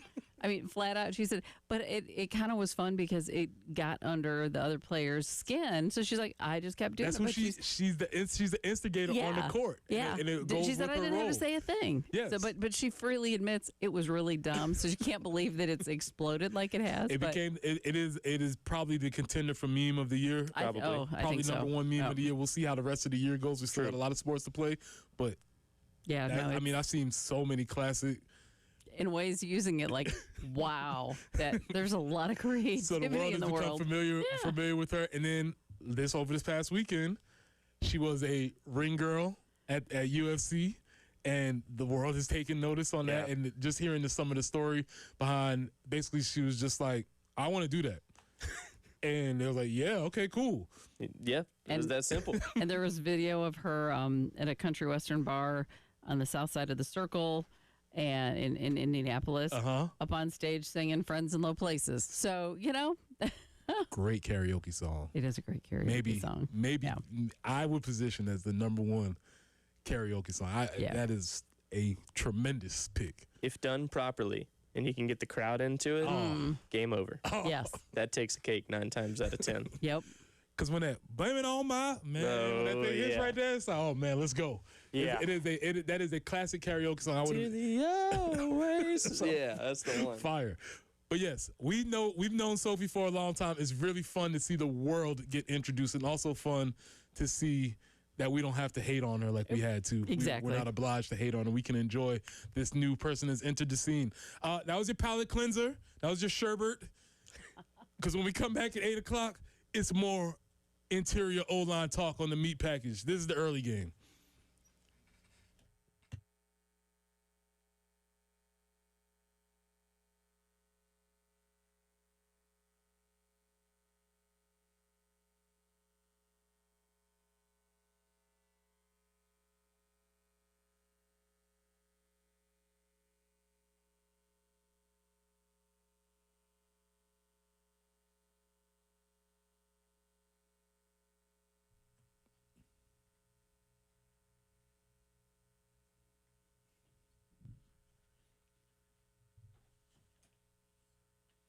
I saw a black karaoke bar on Dorchester Road get turned out.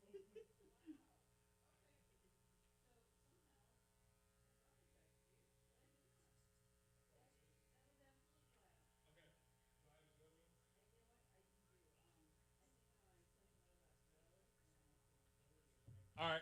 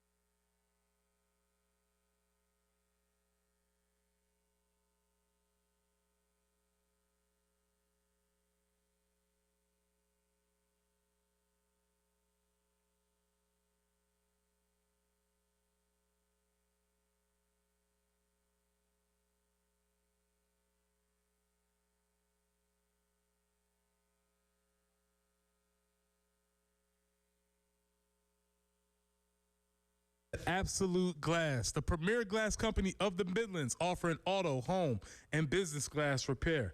If your glass is damaged, shattered, cracked, or broken, they can handle the job. If it's a cracked windshield, no problem. They'll come out to your location and they'll replace it for you, usually for free, and they'll work directly with your insurance to take away the headache.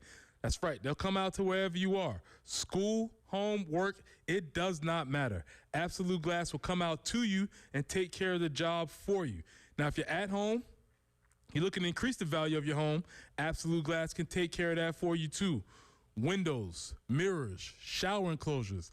I say it all the time. If you can see through it, Ray and Marianne at Absolute Glass can do it. So check them out now at AbsoluteGlassInc.com. That's online at AbsoluteGlassInc.com.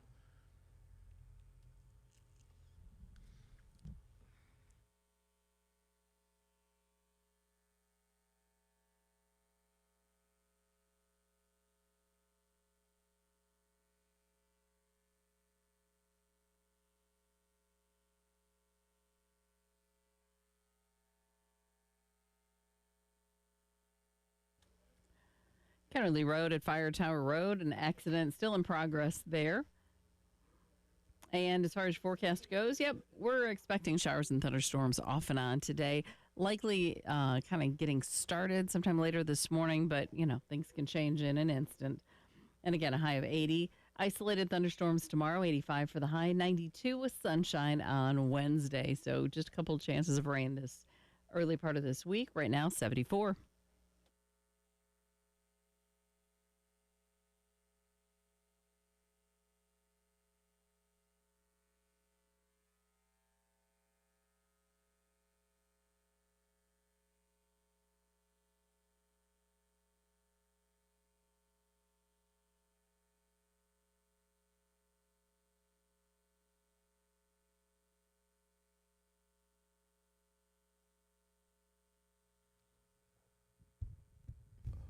Welcome back into the early game, third and long hour. Preston Thorne, Nick Harvey, Thomas, Jen Jensen, the Meat Package.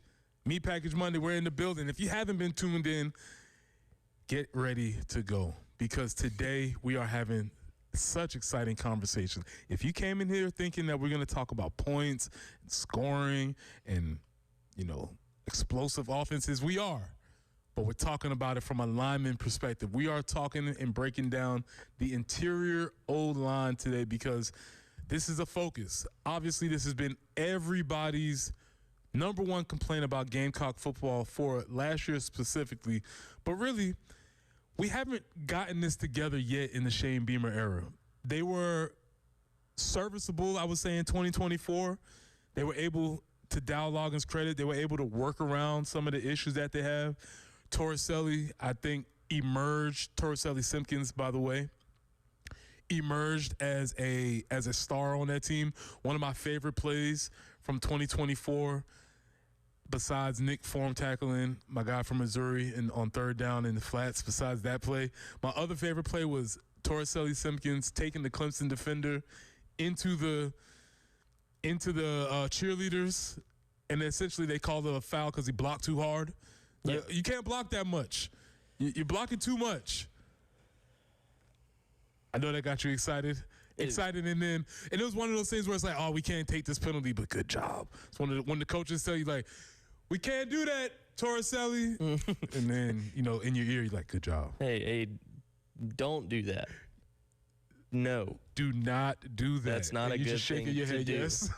We should not block people that hard. This is when the offensive line coach in front of the head coach says, we cannot be stupid. We don't want to make any bad plays. And then when he pulls them into individual meetings. Way to finish that block. Nice job. We'll take more of that. We need 5 more guys to do this. Yeah. But last year we didn't have a lot of that. And I ran through the numbers. If you need any ammo for your displeasure with the offensive line last year, here are some numbers that we had. 111 hurries, 147 pressures, 27 sacks only on the offensive line. That's not the offensive in general. That's just strictly based on the O-line giving up, which is essentially a sack off the snap. No help or anything like that. The offense as a whole gave up 41 sacks, which was proved to be one of the worst in the country.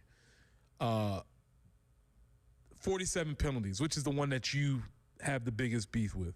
Out of all those numbers, you have the biggest beef with the 47 penalties. Why is that your biggest issue?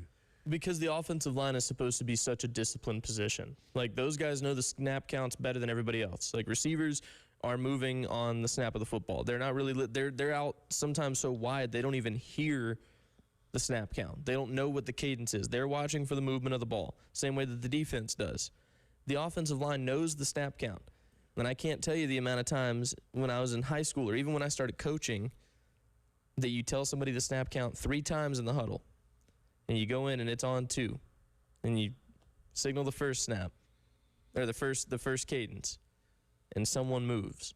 It is the most frustrating thing in the world. And that happened, meanwhile, Preston, a lot at home last year.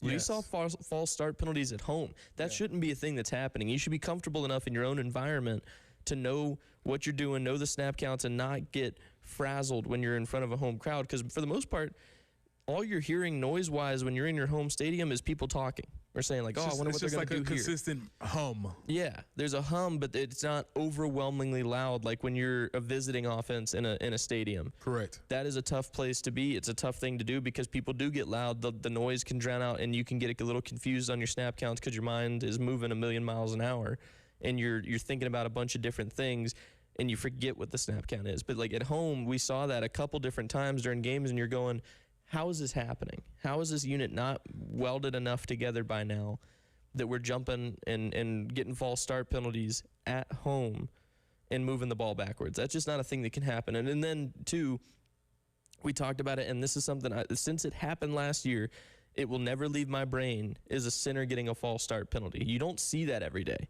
It happened, I think, twice in the same game. We saw it on several occasions last year. And it was just, I cannot comprehend that. You are the one snapping the football. How are you taking a false start penalty? The ball moves off of you. And not only did you see a couple of false start penalties, but that's not even to take into account the snaps that were delivered not on time, right? Where maybe Lenoris wasn't looking for the ball, so there was some miscommunication there. And I think it's a lot of the issue. But you brought up 2 points that I think the team, the staff, Shane Beamer, everybody has tried to remedy these situations. One, there will be a simplified play calling system because Kendall Browse runs the inside zone to a large degree. That is what he wants to do. Also, the idea of, if I'm not thinking about my assignment, now I can just go out and play ball. But also, the guys that they brought in, specifically the interior offensive linemen, Hank Purvis, Carter Miller, Emmanuel Poku, have played a lot of football. Granted, they may not have played in the SEC.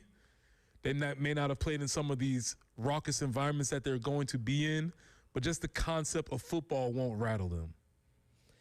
Yeah, and that's, I just, again, like we talked a lot about that inside zone blocking scheme, and even with outside zone plays, it's not the same philosophy. It is a similar philosophy in a way where your focus is on just reaching your man. That's all you got to worry about. That and the cadence of the snap. And it's a very simple thing. Like if you're a tackle and your edge or your defensive end is on your outside shoulder, you know who you're reaching. You know who that block is going to. You know who you're supposed to be going after. Like it's a very...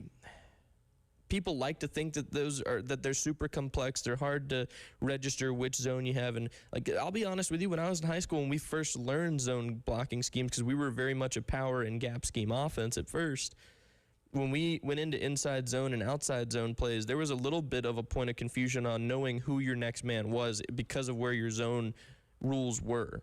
And that's just it. Zone blocking schemes are rule schemes. Like, I mean, when you're running a power and you're the pulling guard, your first threat is the first person in front of you. It's supposed to be the backside linebacker. Sometimes it doesn't work that way. And you get there and there's a defensive tackle waiting for you, and that's the guy you got to get to. Inside zone, if I step and this guy's not in my zone, he is not my problem. I might throw a hand in to help, but even still, I know that my identity, my role in this is to climb to the next person that is in my space, my window of blocking rules. And so I think it does make things a lot easier once all the plays within those blocking schemes are kind of figured out. Those guys, that's going to be second nature for them to know what their zone is, who they're going after, and they're going to identify that before they even get to the line of scrimmage coming out of a huddle. Right, and that's going to be the thing that we know what you want to do. And great offensive lines, which we haven't seen here, well, again, within the Shane Beamer era, have an identity. And they usually have a play that when the coach calls it, everybody lights up. Yep.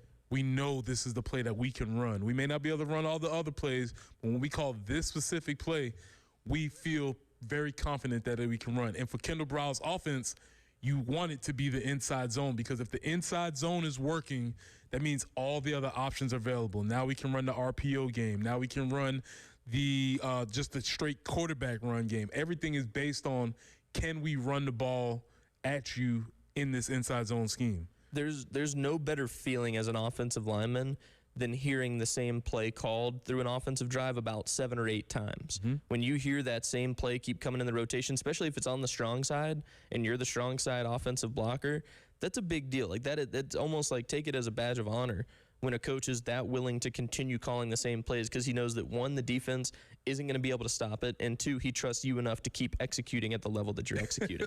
That reminds me of a coach who would say, you see that wide load right there? We're coming right behind him. Yeah. This is where we're going to run the ball. And it's like the offensive line, you see them sort of bucking up like, yeah, this is me. This is who I am taking care of this. The flip side, which I did talk about earlier, which we felt a lot last year, is when you feel as if, as a fan, we're running the same play over and over again and we're not having success. Because nothing discourages a fan base more than the first play out of a drive, inside zone, and now it's 2nd and 12. And it's like, I thought we had, so we get a big stop. We got some things going. Inside zone, 2nd and 13. You're like, oh man, what are we doing here? It is one of the most frustrating. And I remember specifically, I feel like the Oklahoma game was a good example of that, where you saw a lot of run plays get called throughout that game, and it just continuously got more and more frustrating. Like, there was one sign of promise, and it was that LSU game. I think it was Matt Fuller who ran that really long touchdown against LSU last season, and you saw everything come together, and you're like, whoa, wait a minute. Have they figured this out? Do we have a little bit of rhythm now? And then, no. Well, there's another part to that, because Matt Fuller had a 75-yard run and did not touch the ball for the rest of the game. Yeah, I'm not even sure how many more snaps he played, which, again, that situation has been remedied because there's a new running backs coach. So even when there was some starts of success, they didn't know what to do with it. They didn't know how to handle it. They didn't seem to be able to capitalize on those things.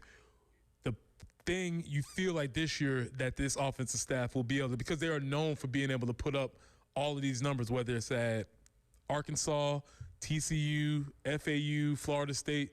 Kendall Brow's offenses have been able to run the ball. That's something that the only exception to being able to run the ball for Kendall Brow's was his most recent stop at TCU. They weren't able to run the ball as well. I suspect it was because they didn't have necessarily the quarterback, the Q running option. Josh Hoover's a fine quarterback. We'll see what he does at Indiana, but he doesn't have the running game. Obviously, we do. And I think we'll see more of that Arkansas type of offense from Kendall Browns than we did the TCU type of offense. Well, and I think that's something that has to be exciting, if nothing else, for the people who are offensive line fans, people who like a good run blocking scheme. Which, if you're listening to this show, you better be an offensive line fan. Yeah. Because if you're not, we'll be 4-8 again. We don't want that. Exactly. No, you're exactly right. And that's just it, though. Like, it is, I said it earlier, there is a certain just, like, beauty to a proper and well-executed run scheme that when certain people see it, like, I'm the type of person that you watch a football game with and somebody scores a touchdown and you go, oh, man, like, did you see the move that he made to get out there to the outside edge to get around to the sideline and score like he did? And it's like, yeah. Did you see what the guard did to get to that linebacker and cut off his lane with a good angle block and him get off the backside of him? It was incredible the way he covered up that linebacker, and everybody's going, that's cool. He got to the second level. Oh, I'm serious. Did you see it? But he hurdled that guy in open space. No. He wouldn't have even been able to do that if the guard didn't get to the linebacker and take a great angle to get there. There's a fundamental aspect that has to be taken care of, a foundational aspect that has to be taken care of before any of the high-flying, quote-unquote, cool things can happen. Yeah. And the offensive line is set all the time, but you don't notice them until they're not playing well. You just took the words out of my mouth. That's exactly what I was going to say, because when a good, high-functioning offense is doing what it's supposed to do, it is remarkably fun to watch them do it, but nobody ever says anything about how integral the offensive line play is in watching it get executed to its best capabilities. And then the second a play gets blown up in the backfield, people are going, look at the guard running into the center. They got all this cluster of people, like, what's going on? Why aren't they doing what they're supposed to do, getting the spacing that they want? Take a look in the mirror and tell me that you're 6'6", 280 pounds, and you wouldn't maybe be running into somebody else every now and then. It happens. But at the same time, this we talked about it a little bit earlier too. This position has become so versatile, and they've gotten more athletic, a little bit faster, and maybe, you know, not less physical or less strong by any means, but it has become a more in shape position. I've seen arguments that said that, like the offensive line position has become less of a physicality position, and the teams that do practice physicality, such as some of these offensive lines that we talked about, Notre Dame, Georgia, some of those teams that embrace that identity as a physical offense, they are able to take the next step, because at some point in a football game, you're going to need to get 1 yard. And there's not going to be a way to scheme around it. It's going to essentially have to say, I have to move you from point A to point B. And so we'll continue the conversation about interior offensive line. But when we come back, it's the weekend. It's Monday. And so I have some thoughts, and we'll talk thorns, buds, and roses when we get back.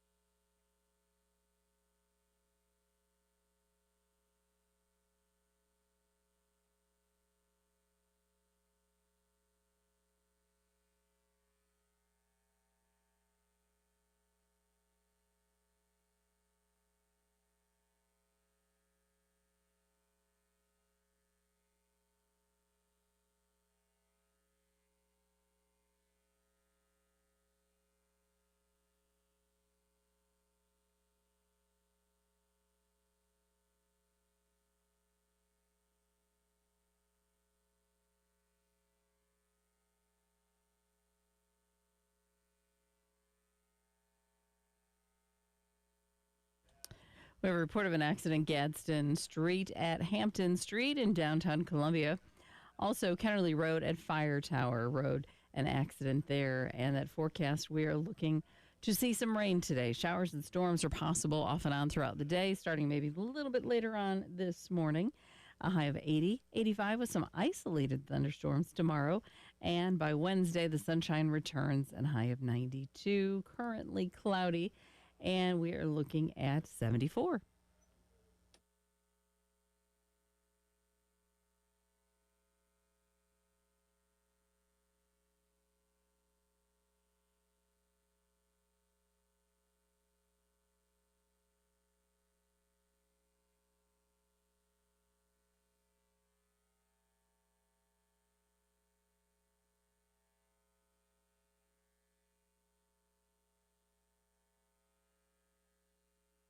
Welcome back into the early game. Preston Thorne, Nick Harvey, my boy Thomas, Jen Jensen. We are here. It's Meat Package Monday. If you don't know what the meat package is, if you're watching on YouTube, just rewind it a little bit. We will explain it. But, yes, we're talking O-line. We're talking interior. We're talking inside zone, all the stuff that you may not hear anywhere else because nobody else is going to bring you this type of conversation. Also, this may be my last show on the air because – I don't know if this was approved by the powers that be to be talking interior offensive line for 3 hours. But we're going to do it anyway. We're going to do it anyway.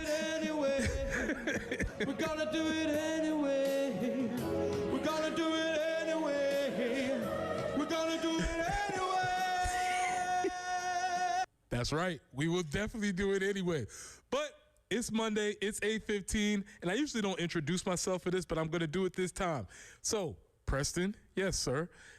Are you ready for the Thorns, Buds, and Roses? Yes, I am. Jen, hit the music, please. It's time for Thorns, Buds, and Roses with Preston Thorne on the early game, 107.5 The Game. All right, Thorns, Buds, and Roses, we have had some things happening over the weekend that we have to discuss, all of them involving sports to some degree. First off, Thorns, I'm talking to you, I'm talking to me, I'm talking to all of us. Hey, soccer isn't our thing. It's not ours. And so, the complaints, the posturing, the solutions to everything that is wrong with soccer, it's not our problem to fix. We got to get in line here and figure out some things and just enjoy the ride. Soccer is not our sport. It is the globe's sport, and we are part of the globe as global citizens. Sometimes we may not take the lead on everything. It's been really interesting to watch not Americans that are into soccer, but just Americans voice their very strong and loud opinions and wrong opinions about soccer. Hey, listen, this is not your thing. Enjoy the spectacle while it's here. It's been cool to watch. As you said, Nick, you'll watch it because there's a trophy being raised. But I wouldn't expect you to have any sort of serious critiques on this thing, correct? No, absolutely not. It's not your my space. place. It's not your place. Enjoy it. I think we can all take a lot of sense from that. Hey, if it's not your thing, if you're just parachuting in casually, enjoy it for what it is. Buds, it's time to nip it in the bud. And this is one of my things that I really wrestle with because I'm not telling anybody how to live their lives and you should always follow your heart. But I don't love seeing elder statesmen and women come back from retirement, i.e. Conor McGregor this past weekend, Serena Williams the weekend before. It's like, man, and I understand it's difficult because there's nothing in Conor McGregor's life that will ever surpass the feeling of being top prime Conor McGregor. That's like the top level. Same thing for Serena. Being Serena Williams in Wimbledon, there's nothing she can't do anything that will ever top that. So I get why they want to, but that time passes, man. Yeah, it does. It honestly, like, I've never been the biggest McGregor fan or anything like that. Like, I'm not like head over heels supporting him, stuff like that. But like, it stinks when you've got this big of an anticipated return. Same thing happened with Serena Williams. I mean, she competed, but she ended up getting hurt. She dealt with an injury. McGregor goes and decides to be flashy because Patty Pimblett right before him choked that dude out in like 30 seconds. And so Yeah, he's like, I got to deliver now. I'm An the main athlete event. who's in his prime. Correct. Correct. Exactly. You're not in your prime anymore. He goes and throws this kick. And I mean, I've watched the video several times just to try to figure out, like, did he tear his ACL? And the more you watch it, there's one specific angle where you can sort of see the front of his knee in it. And you can tell with the way that he lands, his body was still moving forward and his knee turned, and that you can see the injury happen. And it's like, man, it's all this money, anticipation, the way that it was marketed. Like, it's McGregor coming back to the UFC, and then he ruptures his knee. Yeah, because he's old. Yeah. And you never gonna get to that physical prime anymore. Even if you're working out or you're training, one, you become older. Two, you're just not about that life anymore. Right. And it's just very difficult. I don't love seeing former greats, not former greats, all-time greats trying to attempt to come back, because you can't recapture that flame. That being said, my millennial heart was set ablaze this weekend because in Yankee Stadium for 3 days in a row, the Jigga Man, Sean Carter, Jehovah performed a 3-night residency at Yankee Stadium, in which, if your timeline looks anything like this 44-year-old hip-hop fan for life, you've seen all the clips. You might have been a little green with envy. The man even got Eminem to come out the house. Eminem doesn't come out the house for anybody except the Pistons and apparently Jay-Z. All of the stars. It was a 3-year residency. I'm going to talk about it tomorrow with Elijah, because he did say that The Blueprint was one of his favorite albums. We'll have more discussion tomorrow.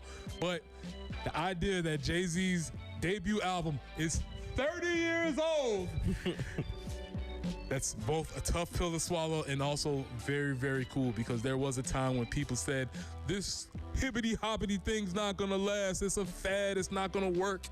And after 3 days of sold-out shows in Yankee Stadium, a very, very cool moment. Also, again, for my millennial heart, to see Jay-Z and Nas on the same stage, and Nas pulled a very sneaky move, Nick. Nas is from Queens. So Nas in Yankee Stadium wore a Mets hat. Very sneaky move. That is very sneaky. Very sneaky move. He wore a Mets hat. He wore a Mets hat and Mets regalia in Yankee Stadium. Very, very sneaky move, but he pulled it off. So shout out to Jay-Z and all of those fans who attended those 3 days worth of concerts. I believe it was Friday, Saturday, Sunday. It was all going down. Those are our thorns, buds, and roses for the weekend. Nick, we got a little bit of time left. Did you have any thorns, buds, or roses for the weekend? I'm trying to think. For the weekend, I got back from vacation Saturday. So, and then I would thorns. I don't know that I have any thorns. Okay. I'm coming off a week of like a good reset. Good solid week. Yeah, I'm ready to get back to it. Nice little back to reality type feeling, which maybe that's the thorn, is it's like it's back to reality now. I can't just Back to life. sit in the mountains in the middle of nowhere and do nothing for a week. Back to life. Why can't we do this every day? Buds, we're less than 60 days from kickoff. It's closing in very 54 quickly. days. I do have one more rose. If you have not, I did not go see Jay-Z this weekend, but I did go see Frozen at the Town Theater, and it was phenomenal. Good. So if you have any folks in your life that appreciate Frozen like mine does, again and again and again, the live action version was phenomenal. So the folks at Town Theater did an amazing job of that production. So I would suggest anybody go check that out. That would be my other rules for the weekend. Yeah, no, I'm in full support of that. I might have to. My brother lives up here now, so maybe I'll get him to take his my 1-year-old niece. If she's into Frozen, She's big on Zootopia right now. Okay. She gets moving with the. She does her little wiggle when certain songs come. Nah, on. man, they did a phenomenal job at the Town Theater. So big shout outs to them. Support your local art, support your local artists, support local. Period. But seeing it live in person and seeing the crowd, it was an amazing time. Those are your thorns, buds, and roses. When we come back, we haven't talked a lot of NFL, but we will next segment, because yes, we know all the stars. Yes, we know all of the wide receivers, the quarterbacks. But do you know who the important interior offensive linemen are in the NFL? When we come back, we'll have that discussion. This is the early game.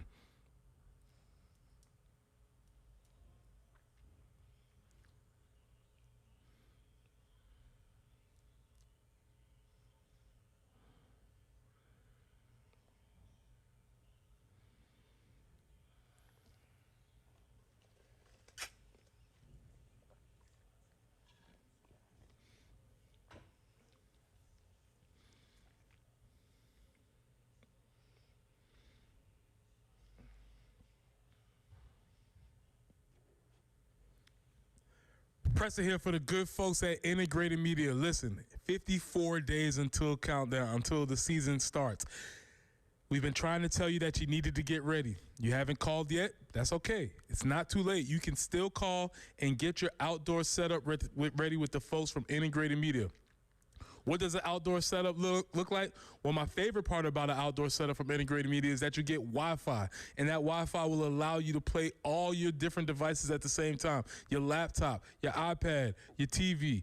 All of it can be streaming. You don't have to worry about buffering because the folks from Integrated Media got you all set up. From home theaters to adjusting your thermostat, monitoring your security systems from your cell phone, Integrated Media is who you need to call. So call Nathan and Michael at 803-948-8327. That's 803-948-8327. Or you can reach them online at integratedmediainc.com.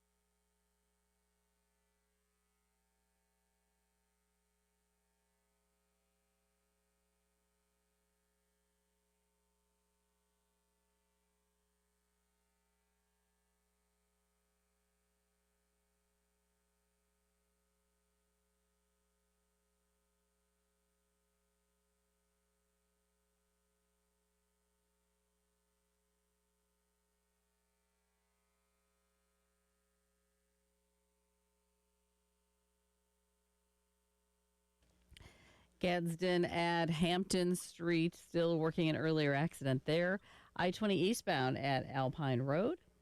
Kennerly at Fire Tower Road also have an accident in progress that they're trying to get cleaned up. And, scattered thunderstorms are likely today throughout the day, off and on, are possible showers and thunderstorms. 80 for the high, 85 with a few isolated thunderstorms tomorrow. Then we get sunshine the rest of the week. 92 tomorrow, mid-90s the remainder of the week. Right now it is cloudy and it's 74.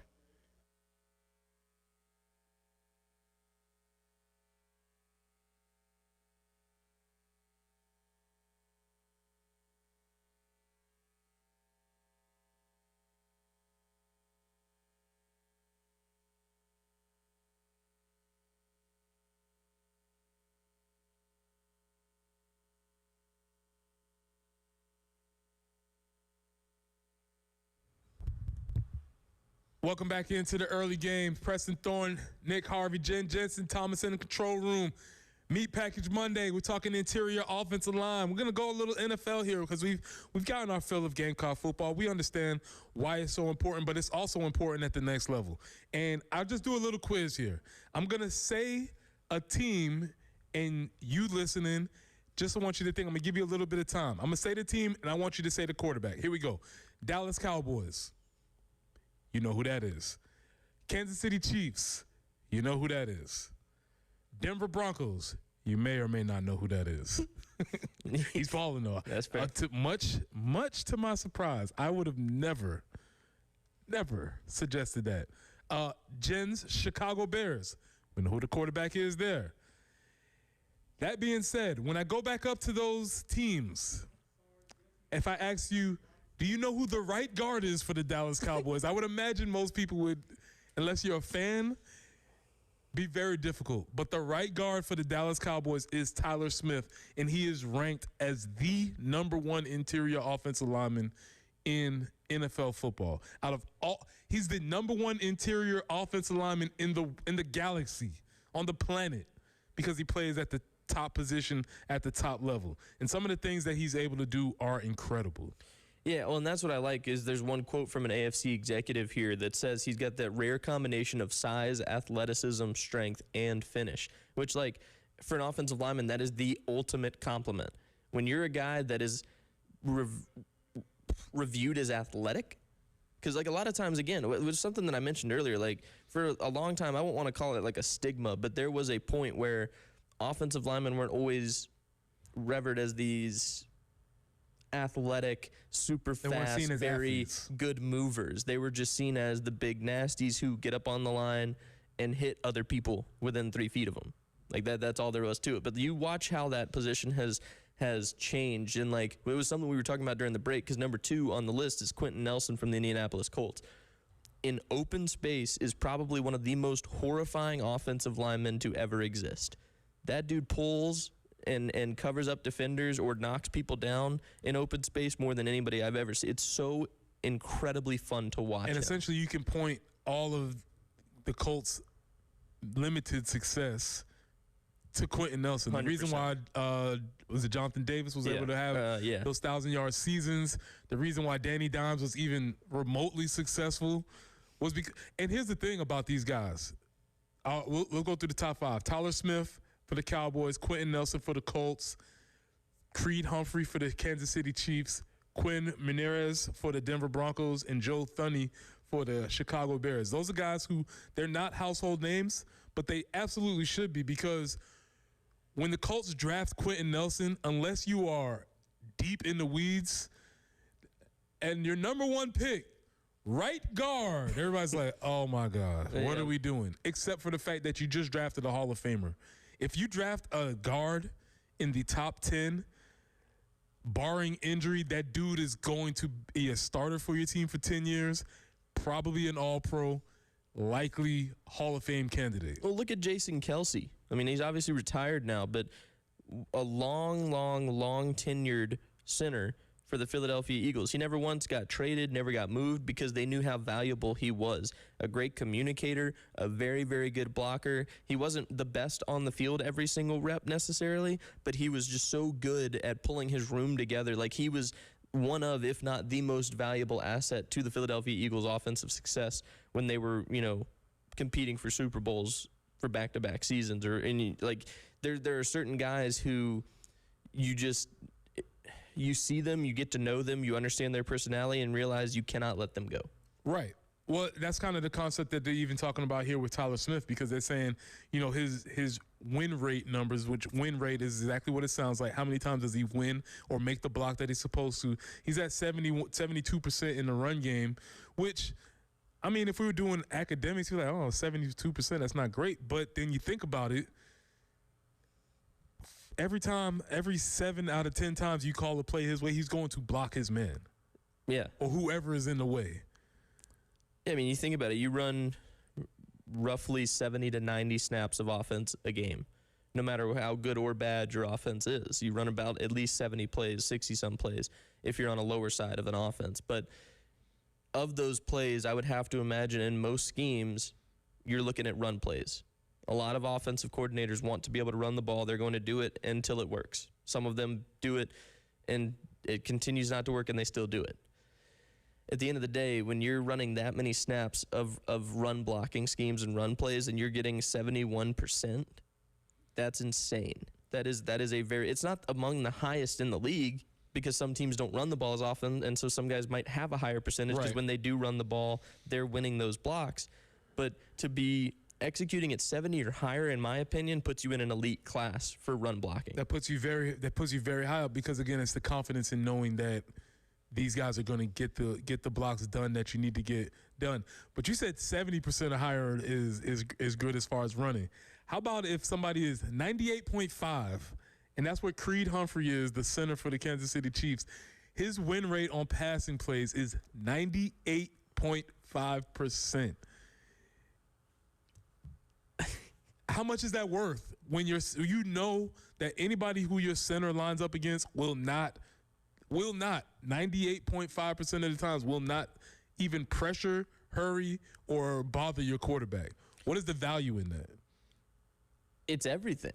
Like that is the top tier of an offensive lineman. When you have a 2% chance of losing a block, that is crazy. I'm sorry to be this guy, but it's a 1.5% chance, because his grade is 98.5. That's insane. Okay, yeah, give me another half percentage point less that I get a chance to beat Creed Humphrey. No. Like, that's insane, because you're thinking about a guy who matches up with maybe not quite to the caliber, but like Aaron Donald's on a consecutive basis. Like every Sunday, he's playing somebody who's about the size and maybe as athletic, or maybe not quite the freak Aaron Donald was, but like it's those type of people that he's blocking and winning reps 98.5% of the time. That's unfathomable. Like that's the kind of things that kids dream about when they're coming up as an offensive lineman. When you are established early on in your career as, hey, you're going to be playing on the offensive line, you just know that you have to want to be the best one out there. Yeah, that's what you aspire to be. And to build on that, the last thing before we get out, not only do the Chiefs have a center on the list, they also have a guard on the list in Trey Smith. Trey is in the top 10. He's number 7. Listen to this quote. Smith had a down year last year in 2025, but he allowed 0 sacks in 389 attempts. Didn't have a great year, allowed 0 sacks. That doesn't fit. Again, those don't fit. Put that in the conversation of saying we gave up as a South Carolina team 41 sacks last year as a squad, 27 of them offensive line. This dude in the NFL at the highest level gave up 0 sacks, and it was considered a down year. That's why, even though you may want to, you cannot count Kansas City out, because once Patrick Mahomes gets healthy, they still have the offensive line that's in place that's going to be able to block and provide a lot of protection for that dude to make plays. Today, interior offensive linemen have been winners, and when we come back, we'll give you our winners for the show. This is the early game.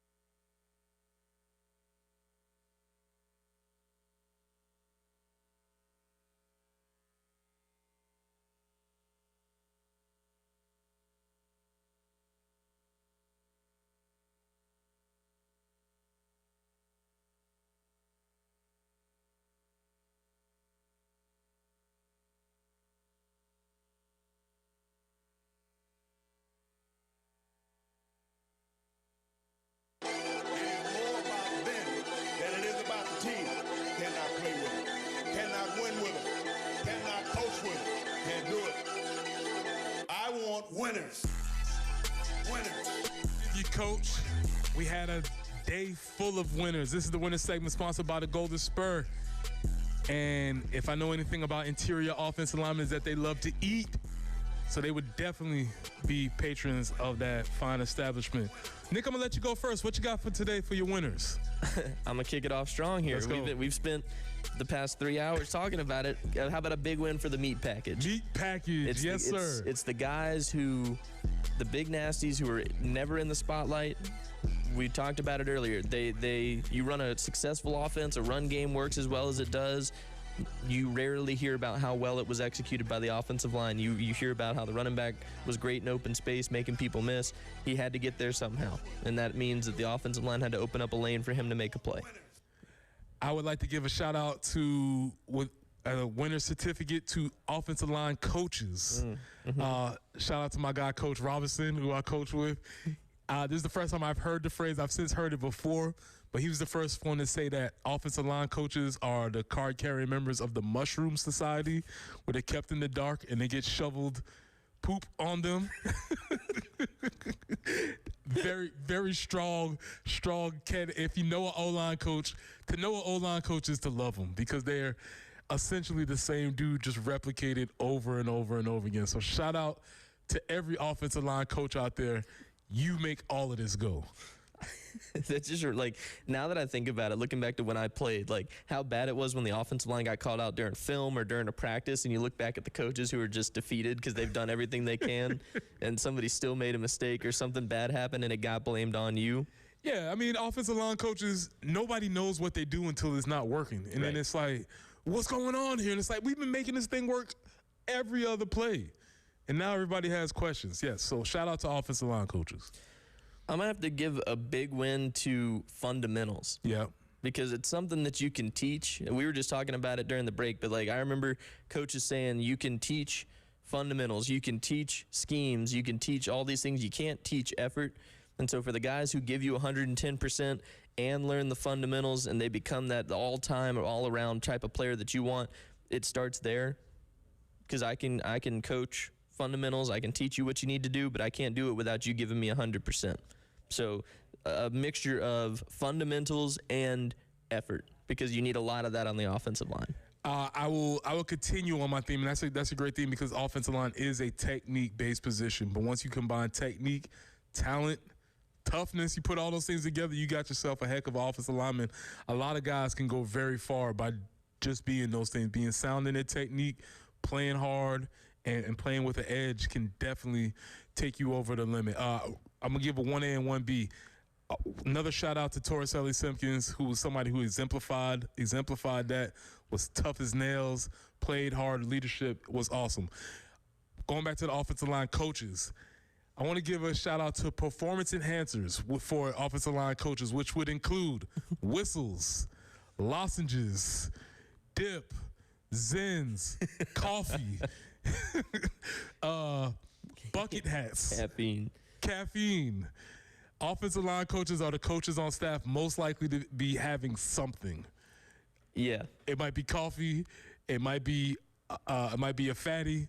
It might be anything, but they usually got something. They walk out, and if they're not wearing gym shorts, which 90% of the time they were, but like for some of my coaches who came straight from work, they'd come out with them work pants on, and you could see the skull ring in the back pocket as they were walking out onto the field. Like it's just the trademark symbol of an O-line coach to know that at some point or another you're going to hear the finger popping against the can. 1,000%. Yeah. Offensive line coaches are going to have that. Also, offensive line coaches attire tend to go one direction or the other. Very short shorts, or why are you wearing 100-pound sweatsuit?